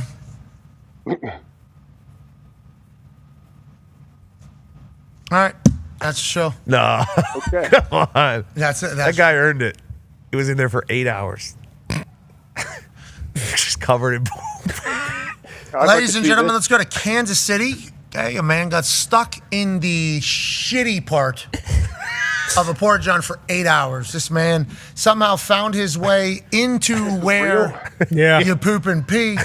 Obviously, security cops and fire department were all very confused by the situation. Sir, how do you find your way in there? And I'll tell you, for 8 hours he was sitting in there, and we still don't know the exact way he got in there. A lot of people saying drugs probably in play here. Maybe he dropped his phone, was trying to get down in there. Could have, yeah. Accidentally It was fell. Mountain Dew. I believe he dropped the Mountain Dew. Okay, maybe it was a liquid, I guess, that he was trying down there and scoop it back up. Whatever the case, 8 hours this man was in the wrong end of a porta john. So fire department had to come and saw him out, eat their own amount of shit, and this guy gets out. Tone, you were really the driver behind this one. What most satisfies you about this particular clip? Just the ability to get down in there. And then There was multiple moments where he had to do one of these. Yeah. And then he wouldn't come out. So this was on July 14th. It was after the KC watch party for the World Cup. So a lot of piss and shit in there. Yeah, a lot of staying power. A lot of steamy piss and shit in there. And this guy decided to live in there for 8 hours. And then they came to pick up the porta john. It was locked. And they said, hey, you got 10 minutes to come out. And he said, all right, I'll be right out. He never came out until they started thinking this might be something going on. They found him in there. And then he was bad-mouthing the fire department. He was. And they were like, listen, dickhead, you were the guy that got in here. Don't yell at us. And then, he never really gave the full story after that. He didn't want to, I guess, the fire department said. But it's a good story. The amount of different times the porta john was telling him no. Yeah, this is going to work. Don't worry about it. His head and shoulder stuck, not being able to get in there. The porta john is saying, can't do it. And he's like, when there's a will, there's a fucking way. Forces his head down in there, gets in there, brings his legs in. Yep. And then once he gets in there, so accomplished of himself, I guess. Was he just going to live there? Like, we need an interview. I would have guessed you certain death if you were to sit there that for 8 guy's hours. dead, for sure. You think he was trying to? He probably inhaled 15 different people's pieces of poop. Like, no matter what, I think the mortality rate on that is 1,500. Yeah, bingo. Was he trying to creep on people and trying to get people to come dump on him while he was sitting in there? Wow. No, because it was locked. Yeah, it was locked. Yeah, he was the one that was dumping. He was just hungry, and he was like, All I just need a fucking I just need a porta potty buffet. This thing is loaded after the U.S. men's national Found team. a straw. The fire department did wash him off Yeah, they afterwards. with their fire hoses from a very far distance. Yeah, that's doing nothing. That guy's going to smell like poop for the next fucking 6 years. Forever. I mean, anytime you do get kind of marinated in shit and piss in a Port John, you have to assume that's going to do something to you long term. Nonetheless, whenever you see something like that, you can't help but just say, Oh, no. And ladies and gentlemen, that was, Oh, no! all right, what a week. It's great to be back. Long week, but a short week. Yeah. Great one. It was a great week. It was. Talks to the table, great work, boys. You too, man. One half the hammer. Dad. Cowboys, AP, Tone, good work. You. The other. What's that? You, good work. Thank you. To you too, Tone. Thank you. So the other half of the hammer. Dad. Cowboys, Bubblegum Peanut. Great work this week, Gumpy. Good week, boys. Good work, Gump. Good luck to England this weekend, Gump. Oh. What'd you say? It's a good luck to his England squad. Thank you. I'm actually going to take it in because it'll probably be the last game Thomas Tuchel's on the touchline for. You guys are certainly trying to run him out of the country. Absolutely. Pep Guardiola's at the wheel. Euros 2028. It's coming home. Well, it sounds like Team USA might need a coach as well. We'll see if Guardiola decides to go home to England or maybe become the father of a sport in an entire country. Could. I don't know. You tell me which one you choose. What if Lou decides to hang him up and he just becomes the U.S. men's national team coach? I don't. People say he's a big time talker. So Yeah, but he carries a big stick. huge stick. I want Lou to play. Fuck him being. No, I'm saying, like, let's Player say, coach, though. Fuck. If that's what it takes for him to become. say he doesn't play. That's all I was No, but I'm saying if it's going to take him to be considered an American, because he's already played for Argentina a couple times, and technically he is from there. Yeah. And I think everybody says he's from there, including him, would say that. And he's won a World Cup for them. If we know the FIFA have very strict rules on a lot of things, and the way they're always by the book. Yeah. Yeah. If we can get him in somehow by coach, like foreign coach, Yeah. and then he also Jackie Moons. I'm with that. I think we'd all be with him. Yeah, I'd be with that for sure. We'd say bada punch. Yeah. Or Poch could be like, assistant coach, bench coach or something. I know Grella kind of changed my mind. Like He did. Yeah, he made some did good a little points. bit. Later. Salient points. Yeah, he said he could actually probably have done what Ponch did. Yeah. When you think about it. I mean, they did win the group, in all fairness. They weren't favored to win the group. If Berhalter was at the wheel, I doubt they would have done anything at all. And our biggest worry was Turkey, right? And they fucking sucked. They did suck. But I don't know if Grella has given us an answer for the grass that is greener than Pochettino. No, And, we but- definitely and has maybe not. it's Coach Miolo. Could be Coach Miolo. Could be Coach I don't know if I've Miolo. been saying it wrong this whole time. You're right. Tony could be the answer. Gumpy, congrats on another 5 years in America. There you go. Glad to be here. USA. USA. USA. When does the studying start for the test that you're definitely going to do good on? I tell you what, if once I'm here for 5 years, I can get the green card. So we get that, and then after 10 years, we get the citizenship. So we got a lot of time. We don't So- just get the citizenship. Well, the green card we do get, and the green card is kind of the one that you don't have to deal with any of the other bullshit anymore, which would be really cool. which we're very thankful to deal with. Obviously, this entire Sure. process has been filled with incredible people, and thank you to everybody for being a part of this over there in Washington, D.C. We certainly do appreciate the hell out of that. But there's a test, isn't there, at some point coming around the bend or around the river bend? About 7 years from now, yep. All right, here's a couple questions. Here's sample for that, okay? Oh. Principles of American government. Question 1, Gumpy. No phone a friends happening here. Remember, this is Gumpy in the room. Okay, You got this, It's Gumpy. a tough subject, too. His future with us depends on him getting these right. What is the form of government of the United States? Is it a republic? Is somebody playing drums with their microphone? Car's glass. My glasses just fell off. Are you okay? No, I've had to piss since 1:30 so bad. But we're holding strong. What is the form of our government? Which is kind of a trick question, but No, we'll see. Is it a republic? Is it a constitution-based federal republic? Or is it a representative democracy? He's Googling back here. Smart. Yeah, ain't the gonna let answer you is do all, that. isn't it? It's all four. It is all, yeah. What is the supreme law of the land?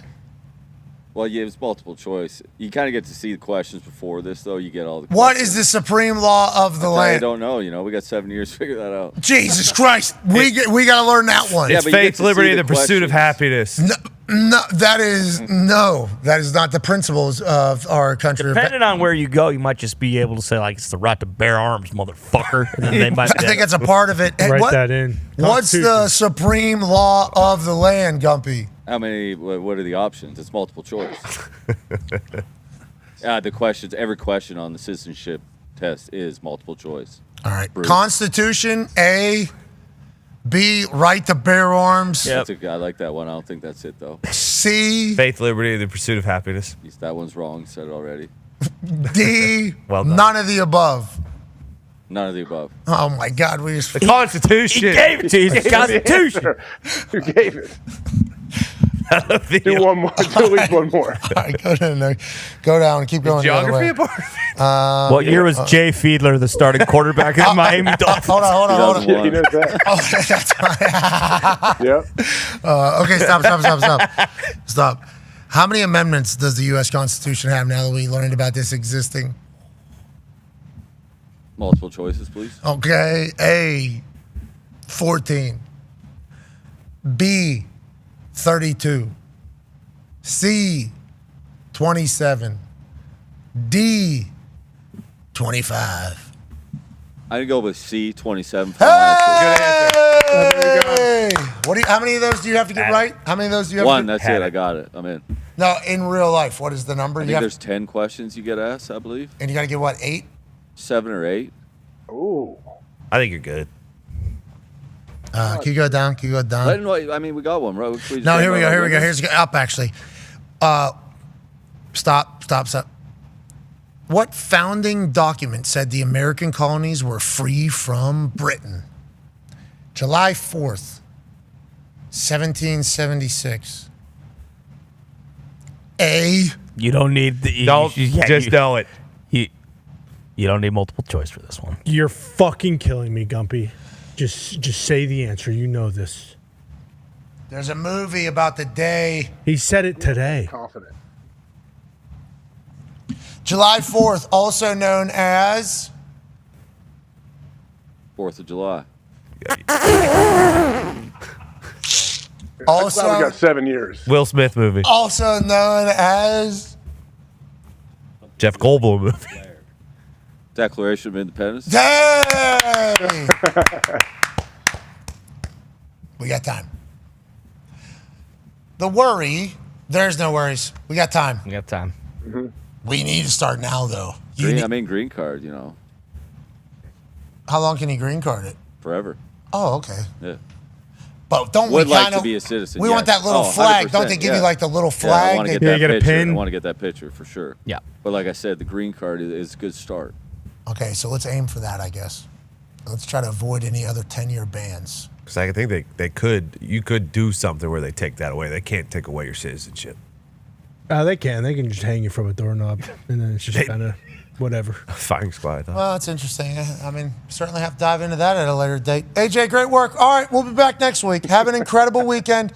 We got a major, Foxy. We got to pay attention to that. Great work this week back. Yes, sir. Bruce, great to see you back, fresh from Croatia. Nick, great to see you, pal. To all the lads in the Thunderdome, let's continue to crush it. We appreciate that. And, yeah, this is a dream of a lifetime to be able to do this for a living. And we can't thank all of you enough. We appreciate you. And we will see you on Monday. Be a friend, tell a friend something nice might change your life. Team on me. Team on 3. 1, 2, 3. 2. Goodbye.